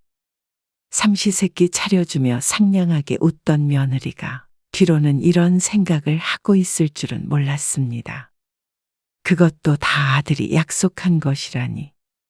그러면 모신다고 하고 재산 물려받고 병들면 요양병원에 넣겠다는 것인지. 멀쩡할 때만 모시면 그게 모시는 걸까 생각이 들었습니다. 애초에 자식들 집에서 살 생각도 없었지만 자식의 속마음을 알게 되니 상심이 무척 컸습니다. 충격이 커 다음날 사돈이 집에서 나가기도 전에 집을 나섰습니다. 아버지, 갑자기 왜 그렇게 가버리세요? 장모님 때문에 불편해서 그러세요? 안 불편한 게 뭔지 물어보는 편이 빠르겠다. 무슨 일 있으셨어요? 간밤에 내가 깨달음이 컸다. 나는 또 네가 네 엄마 생각나서 날 챙기는 줄 착각했지 뭐냐. 내 돈은 죽을 때까지 내 통장에서 나올 일 없으니 그런 줄이나 알아라. 괘씸해서 아들이 대답하기도 전에 전화를 끊어버렸습니다. 영문을 모르는 아들은 계속 전화를 했지만 공씨는 받지 않았습니다. 그렇게 집으로 돌아가려는데 이번엔 딸에게서 전화가 왔습니다. 아빠, 오빠한테 전화 받았는데 왜 그러세요? 오빠가 사고 쳤죠? 아니다. 일 없다. 괜히 딸에게도 대답이 퉁명스럽게 나갔습니다. 당연히 오빠가 잘못했겠죠. 우리 아빠 속상하셨겠네? 그럼 우리 집으로 오시는 거죠? 살갑게 말을 붙이는 딸에게 공씨가 말했습니다. 난 그냥 집으로 가련다. 그리고 너희 둘 다 앞으로 나 모신다느니 그런 말 말아라. 각자 잘 살자. 왜 그렇게 매정하게 말하세요? 나는 아무 잘못도 안 했는데. 난 그냥 아빠 보고 싶어서 그런 거지. 그러자 공씨도 화가 조금 누그러지는 듯했습니다. 그래, 딸이 무슨 죄냐 싶었습니다. 그래도 딸이라 어릴 때부터 아들보다 더 예뻐했더니 아버지에게 살가웠습니다. 그래도 나온 김에 우리 집에서 며칠이라도 묵고 가세요. 박서방도 기다리고 애도 할아버지 온다고 좋아했단 말이에요. 오빠 때문에 나랑 한 약속도 안 지키게요? 마음 약해진 공씨는 고개를 끄덕일 수밖에 없었습니다. 그럼 딱 3일만 있다 가마. 아이고, 알겠어요. 지금 오빠네 계세요? 지금 모시러 갈게요. 그렇게 딸이 공씨를 데리고 집으로 갔습니다. 딸의 집은 아들네보다는 편했습니다. 고등학생인 손녀도 학교에 가고 딸이 맞벌이를 하기 때문에 낮 동안에는 공씨 혼자 집을 지켰습니다. 할 일은 없었어도 혼자 있는 시간이 오히려 더 좋았습니다. 아빠, 오늘 연주해보러 같이 가요. 손녀딸이 피아노를 치는데 그 때문에 딸네 가족은 연주회를 자주 보러 다닌다고 말했습니다. 하루 종일 심심하셨을 텐데 저녁엔 저희랑 같이 시간 보내요. 살뜰하게 자신을 챙기는 딸이 고마웠습니다. 아들 집에서 험한 꼴을 보니 딸이 천사처럼 보였죠. 공연장에 가보는 것은 처음이고 관심도 별로 없지만 그래도 딸과 사위, 손녀가 어떻게 사는지 궁금하기도 하고 죽기 전에 새로운 경험도 이것저것 해보면 좋지 않겠나 싶었습니다. 저희 일 끝나면 바로 만나서 갈 건데 아빠는 택시 타고 오세요. 제가 어디로 오실지 종이에 적어드릴게요. 택시기사한테 그리로 데려가 달라고만 하면 되냐? 네. 정문에서 내려서 들어오시면 돼요. 알았다. 연주회 시간이 가까워지자 공 씨가 아파트 앞에서 택시를 타려고 기다렸습니다. 한참을 기다려도 오지 않는 택시에 공 씨가 발을 동동 굴렀습니다. 공연 시작 시간이 다 되어가자 딸에게 전화가 왔는데 그때 마침 택시가 도착했습니다. 아빠, 지금 시작하려고 하는데 먼저 들어가 있을게요. 그럼. 알았다. 금방 가마. 그렇게 전화를 끊고 택시 기사에게 말했습니다. 삼성 아트센터로 가주세요. 그러자 택시는 한참을 달렸습니다. 분명히 멀지 않은 곳에 있다고 했는데 30분은 좋게 걸린 듯 했습니다. 기사 양반, 우리 딸이 집에서 10분밖에 안 걸린댔는데 왜 그렇게 돌아가는 거예요? 이게 삼성 아트센터 가는 제일 빠른 길이에요. 아니, 출발한 지 20분도 넘었잖아요. 택시기사랑 실랑이를 하다가 답답해서 딸에게 전화를 걸었지만 전화기는 꺼져 있었습니다. 여기 우리 딸이 써줬는데 어디로 오라고? 쪽지를 택시기사에게 내밀자 짜증스러운 대답이 돌아왔습니다. 할아버지, 삼성아트센터가 아니라 성심아트센터잖아요. 그건 진작 지났죠? 공씨의 실수였습니다. 기사를 타박했던 것을 사과했고 택시는 방향을 돌렸지만 이미 시간은 한참 지나가 있었습니다. 공연장에 도착하자 딸에게 다시 전화가 걸려왔습니다. 아빠, 일부 공연 끝났는데 도대체 어디 계세요? 아, 장소를 헷갈리는 바람에 내가 어디로 가면 되냐? 딸이 설명했지만 넓은 공연장 길을 쉽게 찾을 수는 없었습니다. 아빠, 쉬는 시간 끝날 것 같은데 그러면 못 들어오신단 말이에요. 주변에 물어서 찾아오세요. 이게 어디가 어딘지 모르겠는데 네가 나 좀 데리러 나오면 되잖냐? 금방 시작한단 말이에요. 아니면 그 앞에 의자 있으니까 거기서 좀 앉아서 기다리세요. 1시간만 더 하면 끝나요. 뭐? 그럼 끝날 때까지 여기 앉아서 기다리라고? 황당한 말이었습니다. 고생해서 찾아왔더니 끝날 때까지 기다리라니. 정 그러시면 집에 먼저 가 계실래요? 그럼 내가 여기까지. 아빠, 이제 시작해요. 끝나고 다시 전화할게요. 조금만 기다리세요. 그러고는 뚝 끊어진 전화. 손녀딸이 직접 연주하는 것도 아니고 남이 연주하는 공연을 1시간 더 보는 것이 중요한지, 혼자 밖에서 1시간 동안 기다려야 하는 부모가 중요한지 묻지 않아도 대답을 들은 기분이었습니다. 공 씨는 황당했습니다. 다시 집으로 돌아갈 생각에 딸에게 전화를 했지만 또 휴대폰은 꺼져 있었습니다. 혼자 딸네 집에 찾아갈 자신도 없었던 공 씨는 결국 앉아서 공연이 끝나길 기다리는 수밖에 없었습니다. 공연이 끝나고 빠져나오는 수많은 사람들 틈에서 딸이 공 씨를 불렀습니다. 아빠, 왜 이렇게 늦게 오셨어요? 아니, 오는 길에 헤매서 그랬지. 그러면 전화를 하시지. 네가 자꾸 전화기를 꺼놨잖냐? 공연 때문에. 이미 공 씨는 기분이 상해 있었습니다. 딸은 외식을 하고 들어가자며 공 씨를 데리고 식당에 갔습니다.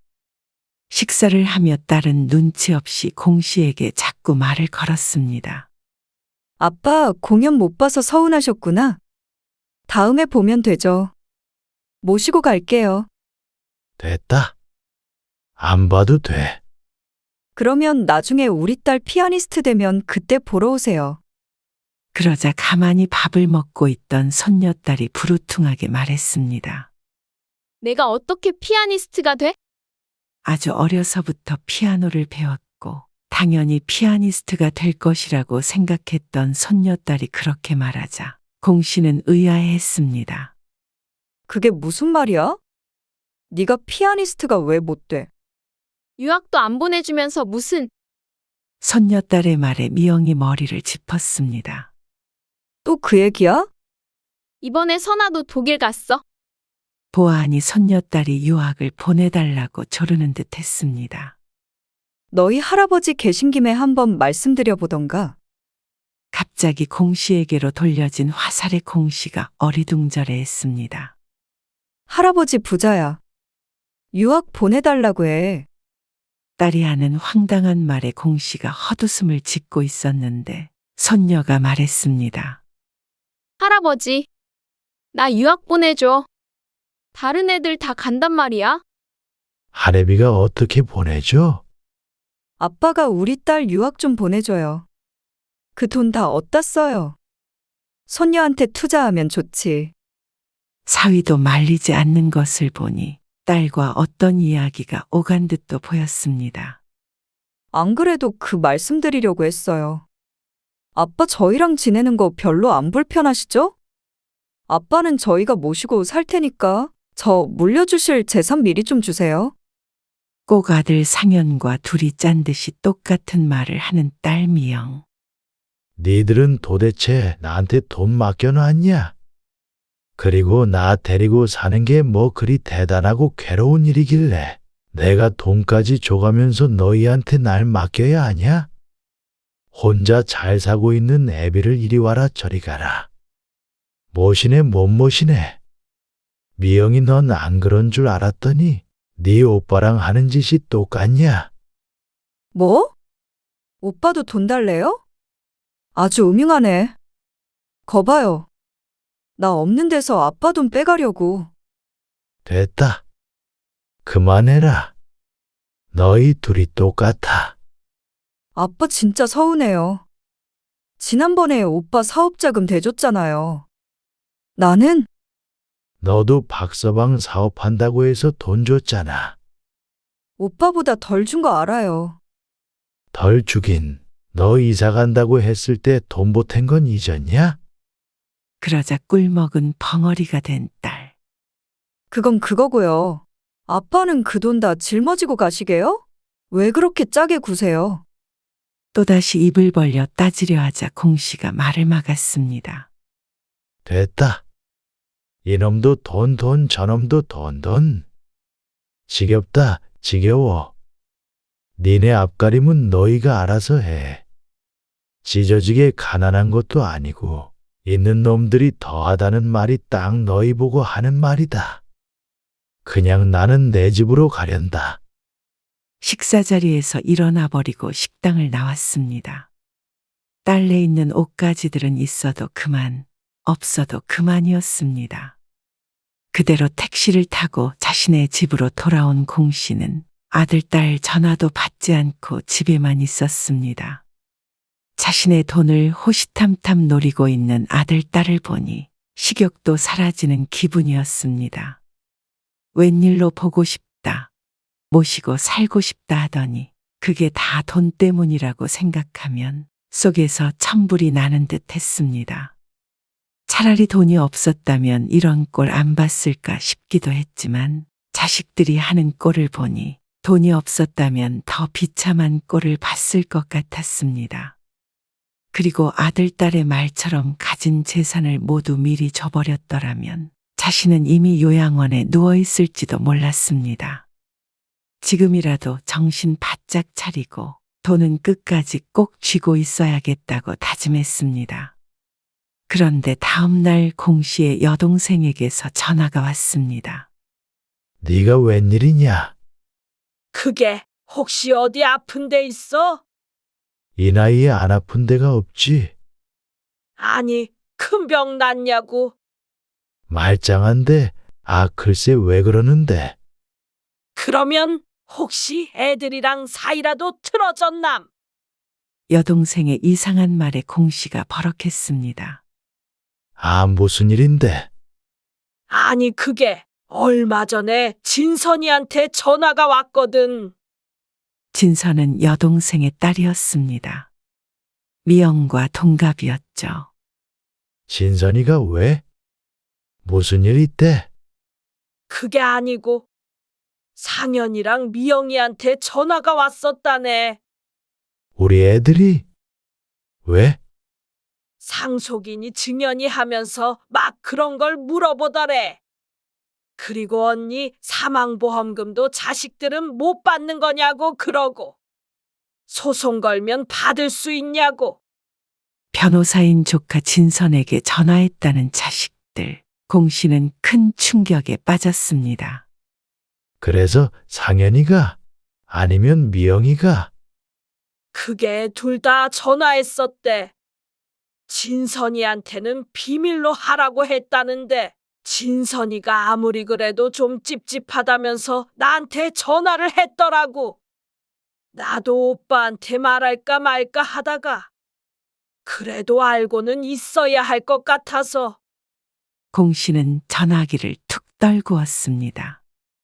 동생이 뭐라 말하는 소리가 들렸지만 다시 휴대폰을 집어들 힘도 없었습니다. 아무리 돈이 좋다지만 어떻게 부모 뒤에서 이런 일을, 그것도 남도 아닌 친척한테 그럴 수가 있는지. 이게 자식이 맞나? 칼만 안 들었지 강도가 아닌가. 이 집을 어떻게 털어갈지 고민하는 강도들인 듯 했습니다. 그것도 참 멍청한 강도들이었죠. 그리고 그날 이후로 공씨는 아들, 딸과 일절 연락하지 않았습니다. 휴대폰 번호도 바꿔버렸고, 그렇게 아들이 달라고 노래를 불렀던 아파트도 싼값에 팔아버렸습니다. 그리고 나서 공씨의 고향으로 내려갔습니다. 어차피 이제 일을 하는 것도 아니고 자식들이 보고 싶은 것도 아니고 더 이상 서울에 있을 이유도 없었으니 말이죠. 작은 텃밭 하나 딸리 나다만 단독주택을 하나 샀습니다. 그러니 통장에는 아들, 딸이 탐낼 만한 만큼의 돈이 쌓여 있었죠. 이 돈으로 죽을 때까지 놀고 먹어야겠다. 심심하면 여행 가고, 먹고 싶은 건 먹고, 아프면 여행 가고. 그렇게 써도 평생 아끼며 살아온 노인네는 다 쓰지도 못할 돈이었습니다. 몇 날 며칠 생각에 잠겨있던 공씨가 마침내 집 밖을 나섰습니다. 그리고 얼마 뒤 어떻게 알았는지 아들, 딸이 찾아왔습니다. 아빠! 어떻게 말도 없이 이러실 수가 있으세요? 네 고모가 말해줬냐? 그게 중요한 게 아니잖아요. 그날 그렇게 화내면서 가버리시면 제가 뭐가 돼요? 애 아빠도 그렇고 애도 보고 있는데. 그래? 할 말이 그것밖에 없는 모양이다. 넌 좀 가만히 있어. 아버지, 혹시 아파트 달라고 한 것 때문이면 미리 안 주셔도 돼요. 기다렸다가 받으면 되죠. 뭘 기다려? 나 죽기를 기다렸다가 아주 콱 죽어버리라고 고사를 지내지 그러냐? 그런 말이 아니잖아요. 왜 그렇게 꼬아서 들으세요? 그리고 자식이 부모한테 재산 좀 달라고 할 수 있는 거 아니에요?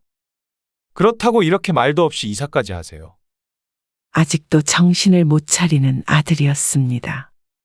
그리고 딸도 크게 다르지 않았죠.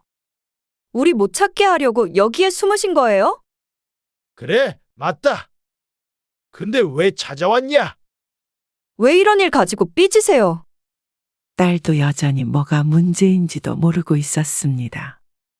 니들은 여전히 나 데리고 살 생각이 있는 거야. 그럼요. 당연하죠.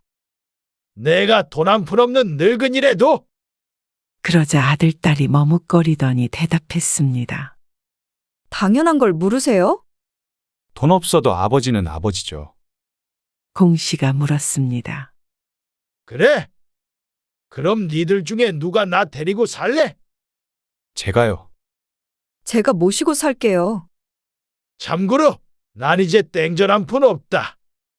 공 씨의 폭탄과도 같은 선언에 아들과 딸 모두 벙찐 표정을 지었습니다.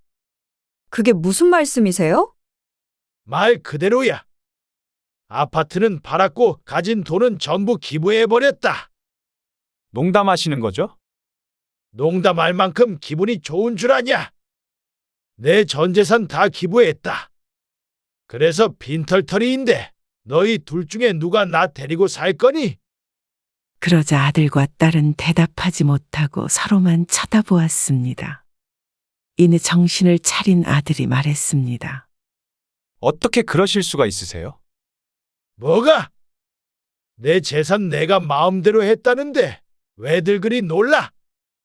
내가 앞으로 살면 얼마나 사냐? 미영이 네 말대로 그 돈 다 짊어지고 갈 것도 아니고 그래서 필요한 사람들한테 쓰라고 줬지. 어떻게 그게 아빠만의 재산이에요? 엄마 보험금도 다 아빠가 가져갔잖아요. 그건 네 엄마가 원해서 그랬던 거였는데 이제 보니까 너희 엄마가 얼마나 현명했는지 알겠다. 남한테 줄 만큼 저희가 아버지한테 아무것도 아니에요? 어떻게 자기 자식은 나 몰라라 하세요? 나 몰라라 하다니 나는 너희한테 최선을 다했어. 남들보다 더하면 더했지 절대 부족하게 준 적 없다. 그래서 너희 둘 다 먹고 살 만큼 살잖냐? 남줄 바에는 그냥 저희 주셨으면 됐잖아요. 뭐가 그렇게 마음에 안 드셨는데요? 제가 아버지한테 못한 게 뭐예요? 그걸 내 입으로 말하면 더 비참하지 않냐? 나중에 너희도 깨닫겠지. 내가 왜 이랬는지. 진짜로 그 돈을 다 기부해버렸을 리는 없겠죠. 아빠 화 풀릴 때까지 기다릴게요. 돈 달라 그러는 게 싫으시면 다시는 그런 소리 안 할게요. 신경 끄고 살길 원하시면 안 찾아오고요. 그러자 공 씨는 웃었습니다. 아들과 딸은 씩씩거리며 일단 돌아간다 말했고 공 씨는 다시는 아들, 딸에게 문을 열어줄 생각이 없었습니다. 상현과 미영은 이 모든 것이 농담인 줄 알지만 공 씨는 자신이 잘 지낼 수 있을 정도의 돈은 남겨두고 정말로 나머지 재산은 모두 기부해버렸습니다. 어차피 자신은 다 쓰지 못하고 죽을 테고 그러면 그 돈은 저 욕심 많은 아들, 딸들에게 돌아갈 것이었으니까 말이죠. 자식에게 주는 돈이 아까운 것이 아니었습니다. 그 돈을 상현과 미영이 가져봤자 더 큰 비극이 될 것임이 자명했기 때문에 그런 결정을 하게 된 것입니다. 네가 많다 내가 많다 하며 둘이 물고 뜯을 것이 당연했고 지금으로도 아들, 딸은 충분히 풍족하게 살아가고 있어 그 돈이 필요하지 않아 보였습니다. 이 돈 때문에 모든 게 시작이 된 것이었습니다. 상현과 미영도 이 돈이 아니었다면 평범하게 지냈을지도 모르죠. 아니, 자신들이 희생하더라도 모든 걸 풍족하게 주며 키운 자신과 아내의 탓인지도 몰랐습니다. 어쨌거나 공 씨는 아주 후련해졌습니다. 그리고 동시에 슬프기도 했습니다. 이러나 저러나 50년 키운 자식들을 잃어야 했으니 말이죠.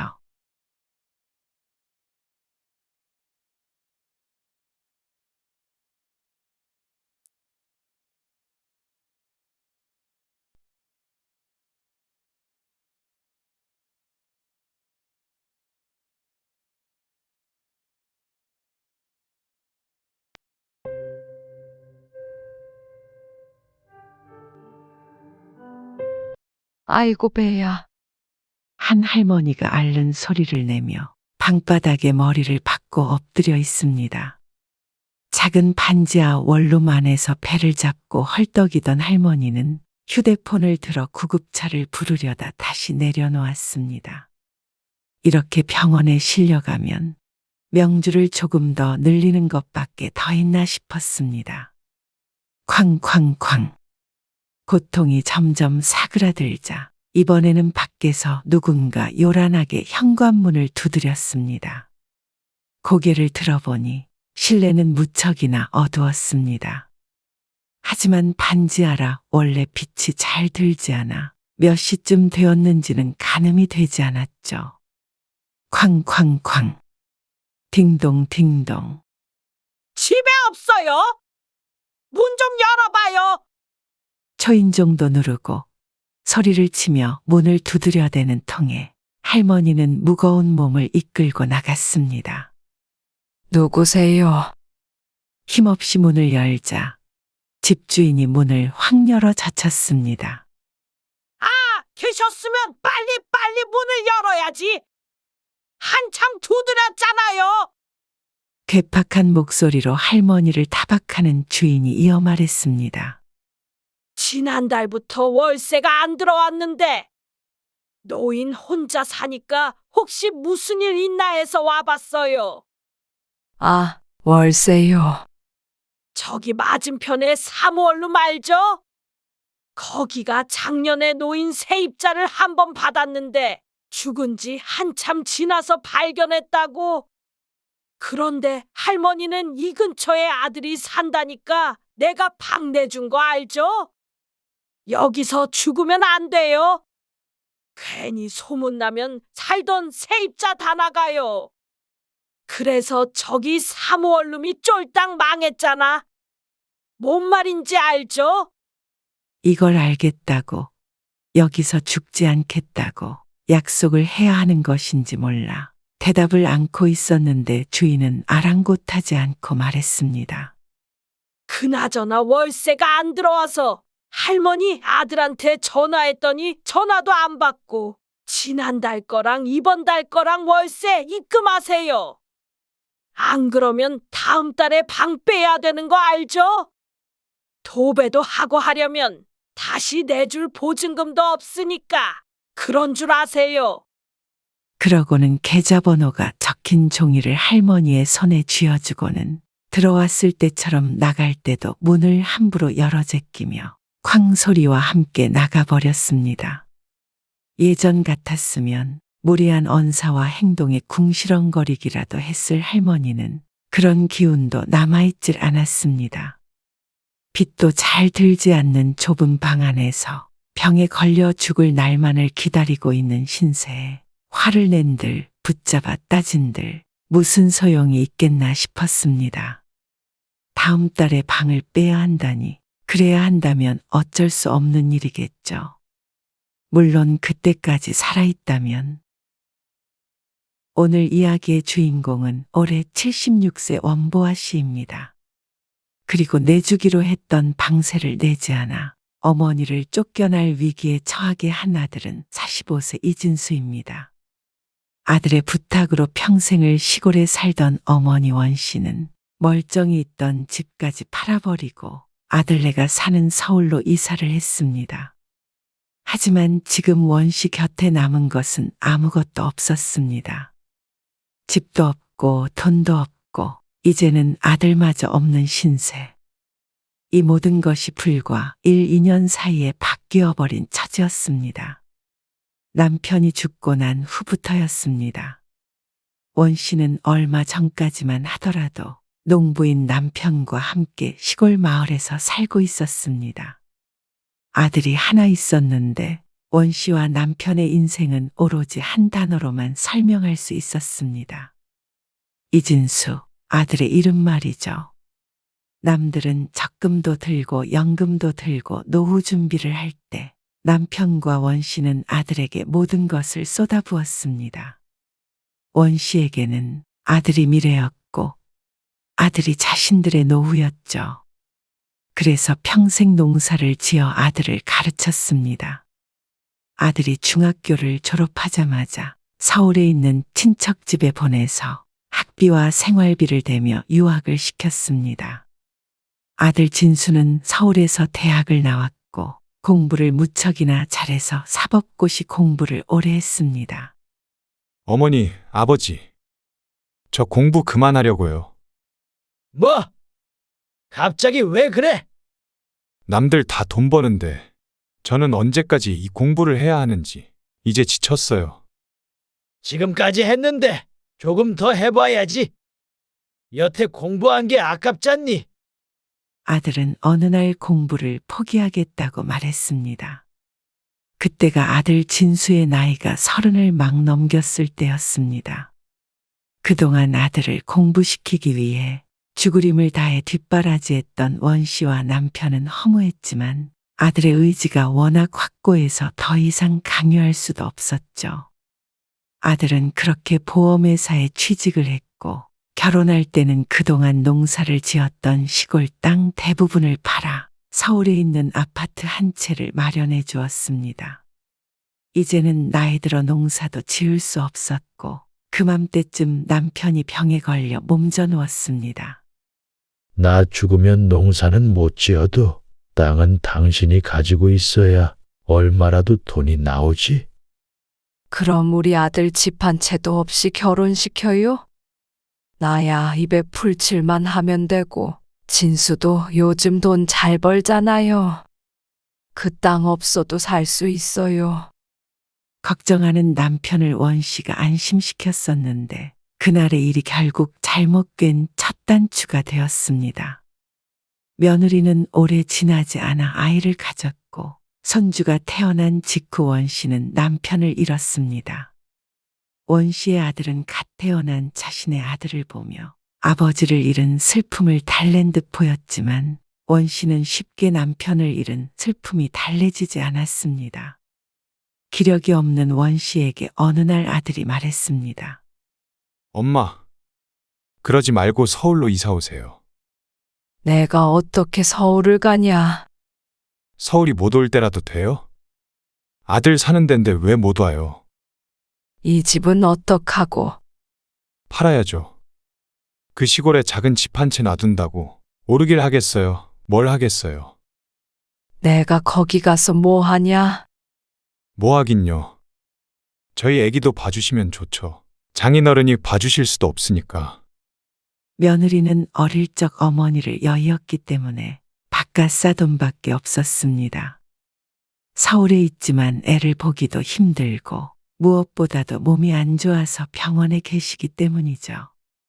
엄마도 거기서 혼자 그렇게 계시면 우울증 걸려요. 뭐라도 하셔야죠. 그래서 아들의 말을 듣고 서울로 올라가기로 했습니다. 원 씨도 이 집에 계속 혼자 있다가는 미칠 것 같았습니다. 저희 집 근처에 방 구해 드릴게요. 월세는 저희가 내고요. 같이 살자는 말인 줄 알았지만 아들은 근처로 이사 오라는 말을 했습니다. 같이 사는 건 엄마도 불편하실 것 같고 엄마도 자기 공간은 있어야죠. 그래, 알았다. 근데 어차피 애기 돌봐주시려면 거의 저희 집에 계셔야 하니까 큰 집은 필요 없으시잖아요. 저희가 요즘 여력이 안 되기도 하고요. 그래, 괜찮다.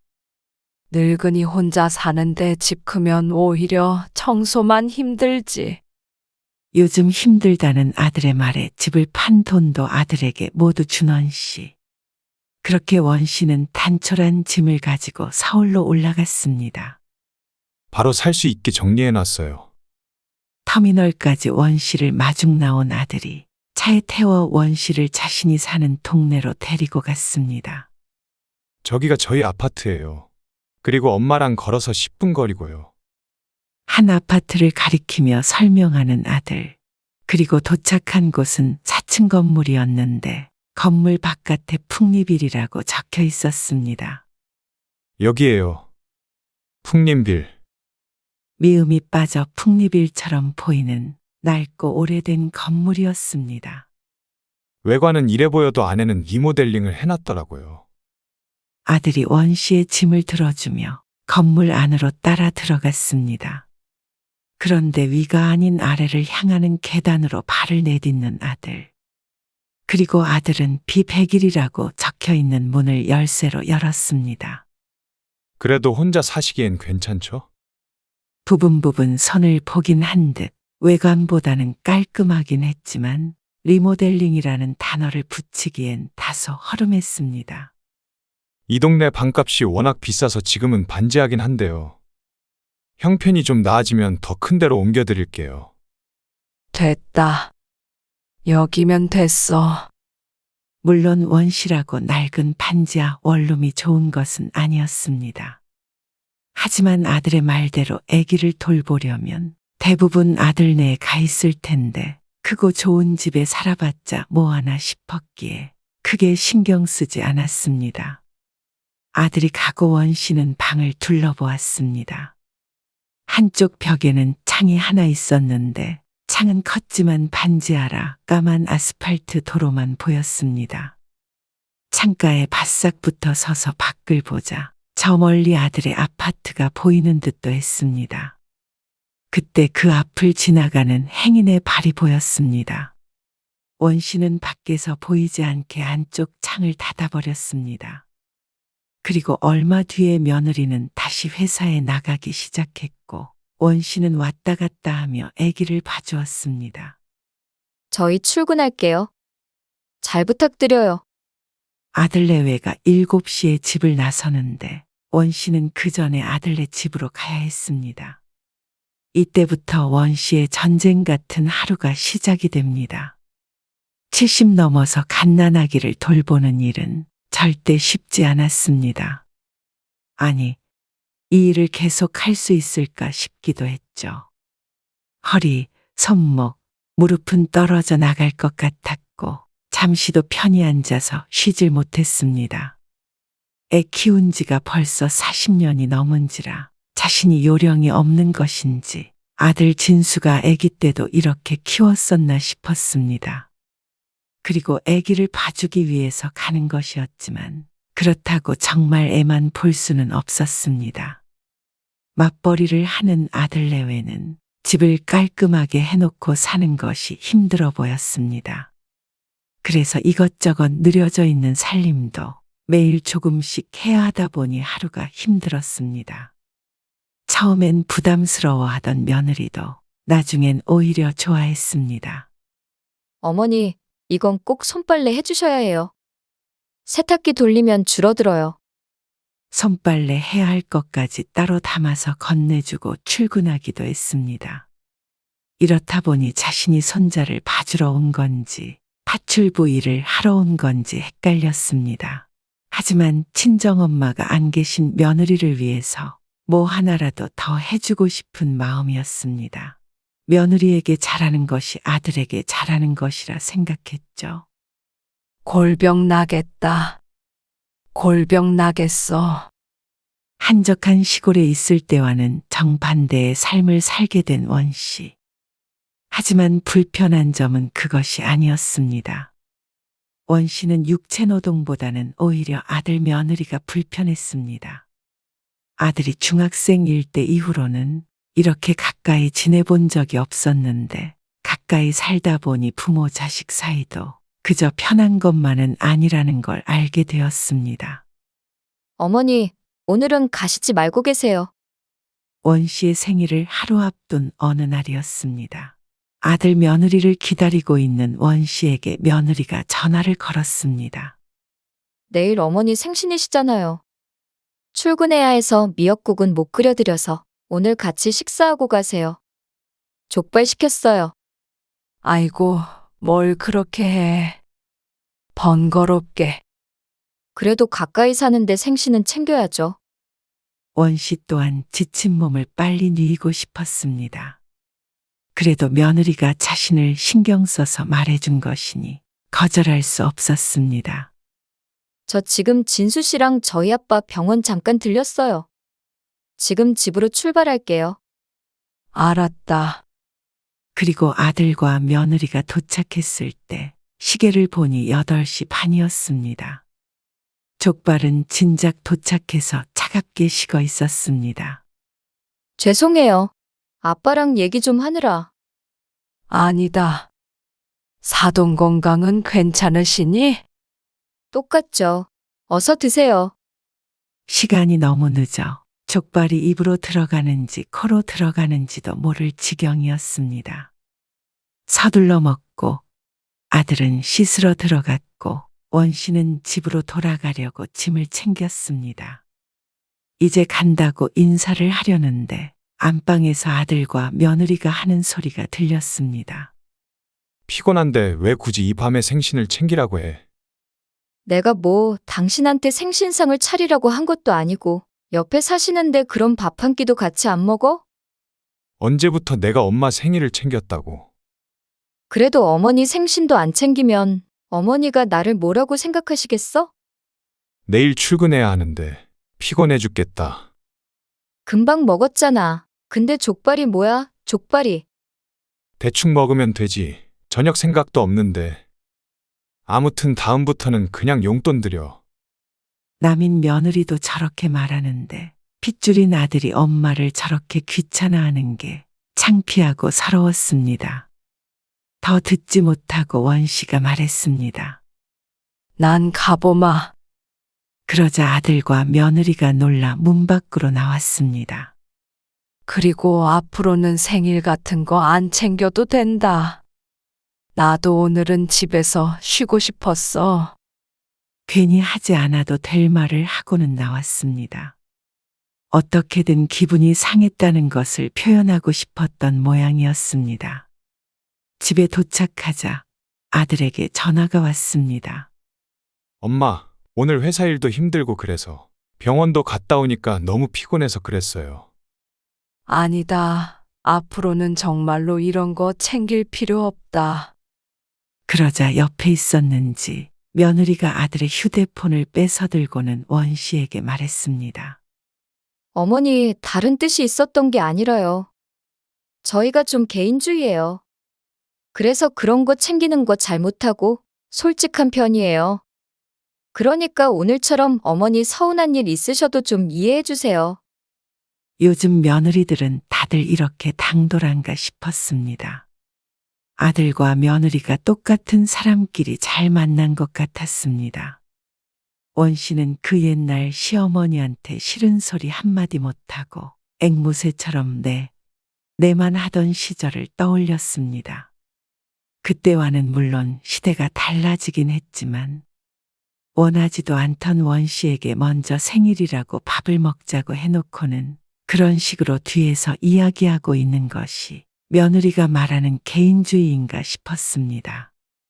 그러더니 원씨가 미처 대답하기도 전에 다시 아들을 바꿨습니다. 어머니가 이해해 주세요. 나쁜 뜻은 전혀 없으니까요. 전화를 끊고도 한참 기분이 좋지 않았습니다. 그날 이후로는 아들 며느리와 함께 식사하는 일은 웬만하면 피하고 싶어졌습니다. 몇 달 지난 어느 날 원씨는 아침부터 배가 아파서 이부자리에서 일어나는 것이 힘들었습니다. 더위를 먹어 그런지 나이를 먹어 그런지 요즘 입맛도 없고 몸도 축축 처지는 것이 오늘은 특히나 힘들었죠. 차라리 직장에 다니는 것이었다면 하루 쉬었겠지만 원씨가 조금 아프다고 쉬면 아들이나 며느리가 직장에 가질 못했기 때문에 어쩔 수 없이 몸을 일으켰습니다. 약속된 시간이 되기 30분 전 원씨는 배가 아파 도저히 아들네에 갈 수 없었습니다. 진수야, 오늘 내가 병원에 좀 들려야 할 것 같아. 네? 그럼 아기는요? 금방 갔다 올 테니까 회사에 좀 말하고 늦게 가면 안 될까? 지금 출발해야 하는데 어떻게 당일에 그렇게 갑자기? 내가 웬만하면 가려고 했는데. 지금 병원도 안 열었을 텐데 9시까지 기다렸다가 병원 갔다 오시려면 한참 걸릴 거 아니에요. 그럼 응급실에라도 후딱 다녀오마. 됐어요. 무슨 응급실까지 가세요. 그냥 병원 문 열면 다녀오세요. 아들이 못마땅한 듯 대답하며 전화를 끊었습니다. 병원의 간원씨는 이런저런 검사를 했고 약을 처방받아 서둘러 아들네로 왔습니다. 미안하다. 아침에 배가 너무 아파서. 애기 받으세요. 저 지금 나가야 해서. 알았다. 미안하다. 얼른 가봐. 며느리가 출근을 했고 원 씨는 아기를 안고 한숨 돌렸습니다. 오후에 출근해 봐야 한다는 며느리가 늦을까 하도 서둘러 오는 바람에 원 씨는 땀범벅이 되었습니다. 병원에서도 큰 이상은 없어 보였는데 그래도 아프면 내시경 검사를 받아보아야 한다는 대답을 들었습니다. 그런데 일주일 정도가 흘렀을 때 원 씨는 아기를 보다가 또 복통을 느꼈습니다. 아들과 며느리가 다 출근한 오전 시간이었습니다. 그런데 내시경 검사를 하기로 한 날은 내일이라 아들이 늦게 출근을 하기로 했는데 오늘까지 갑자기 조퇴를 시킬 순 없었습니다. 점심시간쯤 돼서 통증이 심해지자 원 씨가 아들에게 전화를 걸었습니다. 진수야, 엄마 배가 너무 아파서 그러는데 잠깐 병원 좀 다녀와야 할 것 같아. 또요? 그럼 지금 제가 가야 해요. 네가 오기 전 그러면 정숙이 고모 있지. 고모가 이 근처 사는데 잠깐 좀 봐달라 그러게. 괜찮니? 이정숙은 남편의 여동생입니다. 젊었을 땐 같은 동네에 살아서 가깝게 지냈는데 정숙이 상경을 하며 자연스레 멀어졌다가 남편이 죽고 다시 자주 연락하기 시작했습니다. 아들과 가까운 사이는 아니었죠. 알겠어요. 잘 됐네요. 저 일하러 가봐야 해요. 알았다. 그래서 신우이를 불렀습니다. 와, 언니? 진순의 집 좋다? 성공했네. 그래요? 언니는 좋겠다. 오빠 가고 애들이 먼저 언니 모시겠다고 그런 거잖아. 따로 사는 줄 모르는 신우이가 원 씨를 부러워하며 말했습니다. 그렇죠 뭐. 원 씨는 왜인지 솔직하게 말하기 어려워 같이 사는 척을 했습니다. 나는 우리 남편 죽으면 애들이 나 데리고 살아주려나 몰라. 요양원에나 안 보내면 다행이지. 원 씨는 신우이의 말에 제대로 대꾸하지 못했습니다. 아, 병원 가야 한다고 했지? 얼른 다녀와요. 괜히 아픈 사람 붙잡고 있었네. 어디 많이 아픈 거 아니죠, 언니? 아니에요. 약만 금방 타올게요. 그리고 신우이에게 애를 맡기고 다시 병원에 다녀왔습니다. 당장의 자세한 검사는 할 수 없었지만 왠지 큰 병이라도 걸린 듯 불안한 마음이었습니다. 서둘러 집으로 돌아갔는데 신우이는 급한 약속이 있다며 나갔습니다. 신우이가 아들네에 있던 시간은 3시간 남짓. 다시 원 씨가 애를 보고 있는데 아들에게 전화가 왔습니다. 고모는 가셨어요? 그래. 아까 갔지. 저희는 저녁 먹고 들어가려고 하는데 조금만 더 있다가 가실 수 있죠? 알았다. 그런데 옆에 있던 며느리가 또다시 휴대폰을 가져가 원 씨에게 말했습니다. 어머니, 근데 다음부터는 아무도 없는 집에 손님은 부르지 말아주세요. 뭐? 그건 좀 실례라고 생각해요. 지금 말씀 안 드리면 또 그러실까 봐요. 그러면 서로 불편하잖아요. 이해하시죠? 진수한테 허락받고 부른 거야. 그럼 진수 씨가 거기서 안 된다고는 못하죠. 그건 몸이 안 좋아서. 네. 알아요. 그러니까 다음부터 그러지 마시라고 부탁드리는 거예요. 상냥하게 말하고 있지만 내용은 전혀 상냥하지 않았습니다. 그리고 친구를 불러서 논 것도 아니고 병원에 갔다 오는 3시간 동안 잠깐 아기만 맡긴 것이 전부였습니다.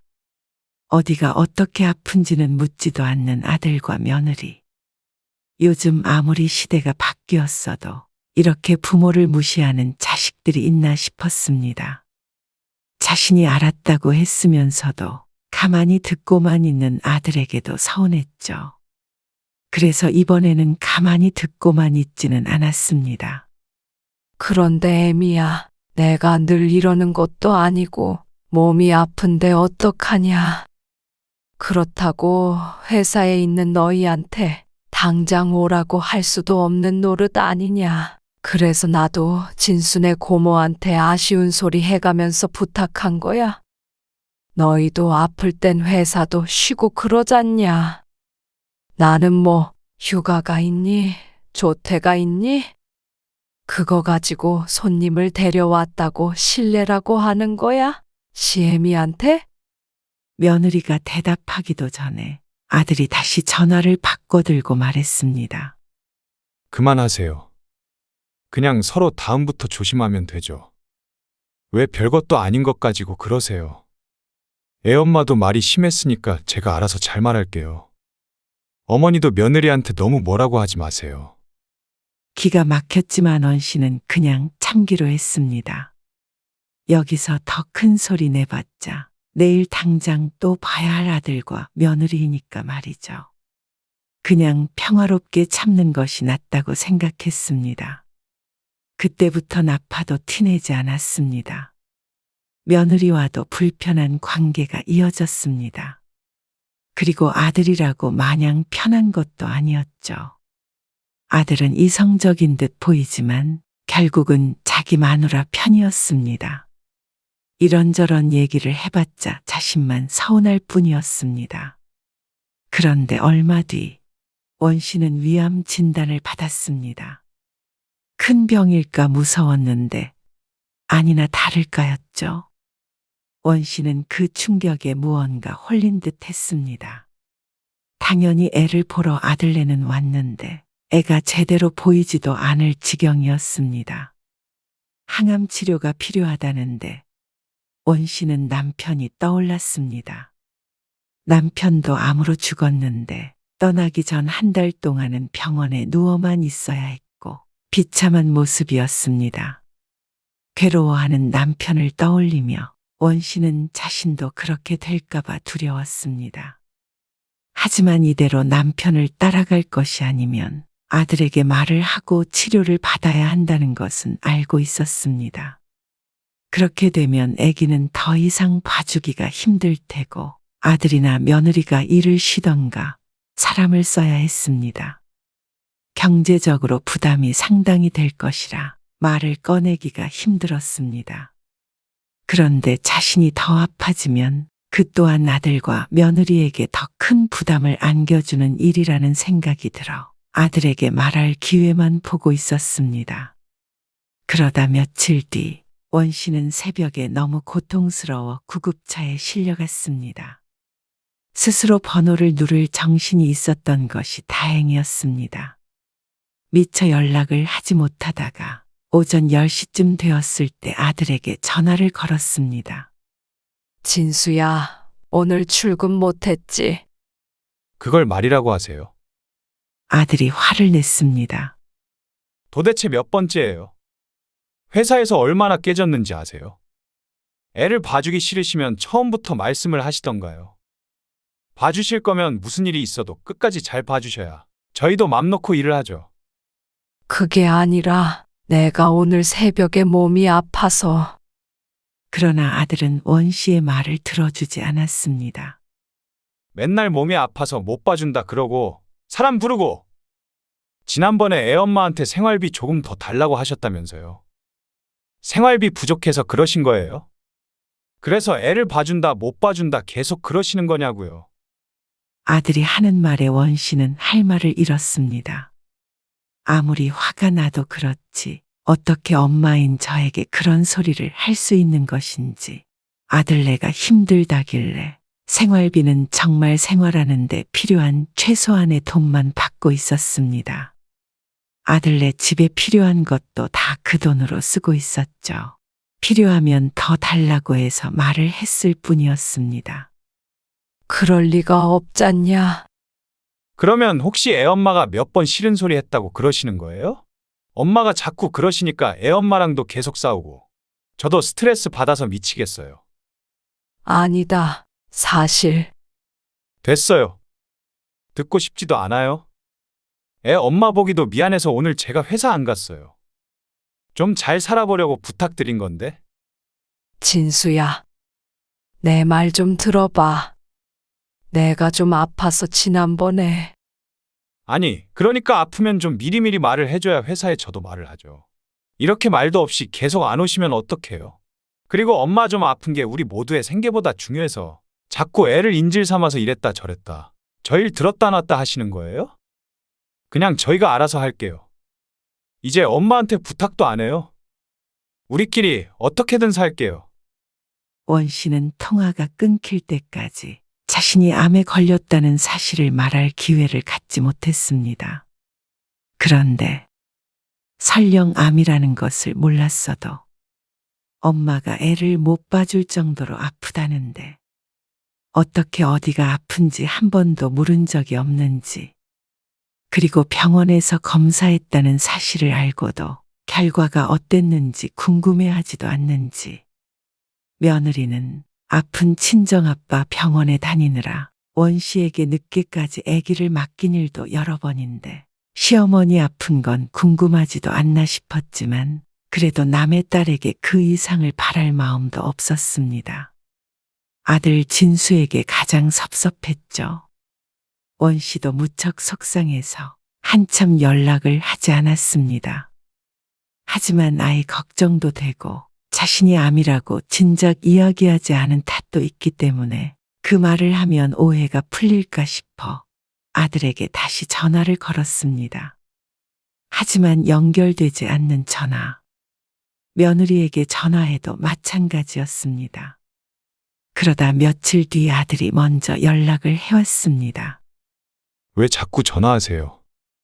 저희 어떻게 힘들게 살고 있나 궁금해서 전화하셨어요? 그게 아니라 너희가 오해하고 있어서 그랬어. 애를 봐주기 싫어서가 아니라 정말 아파서 그랬어. 어디가 아프시길래 손자까지 내팽개치세요?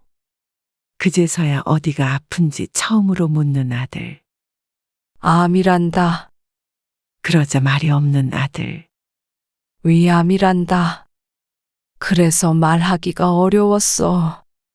엄마도 받아들일 시간이 좀 필요했고, 입원을 하게 되면 애를 못 봐주니까 최대한 오래 봐주고 싶기도 했고.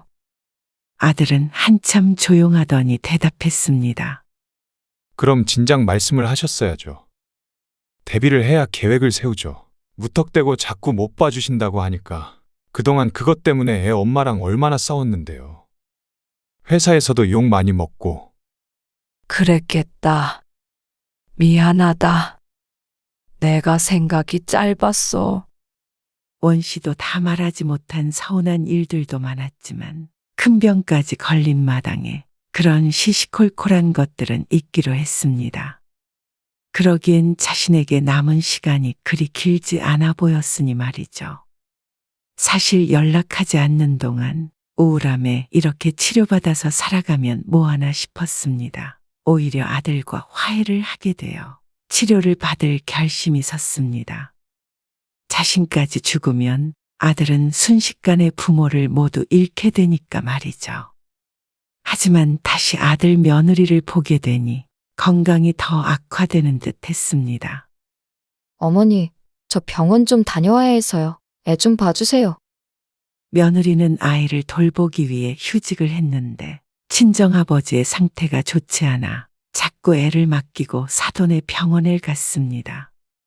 원 씨도 항암으로 몸 상태가 말이 아니었는데도 또다시 손자를 돌봐야만 했죠.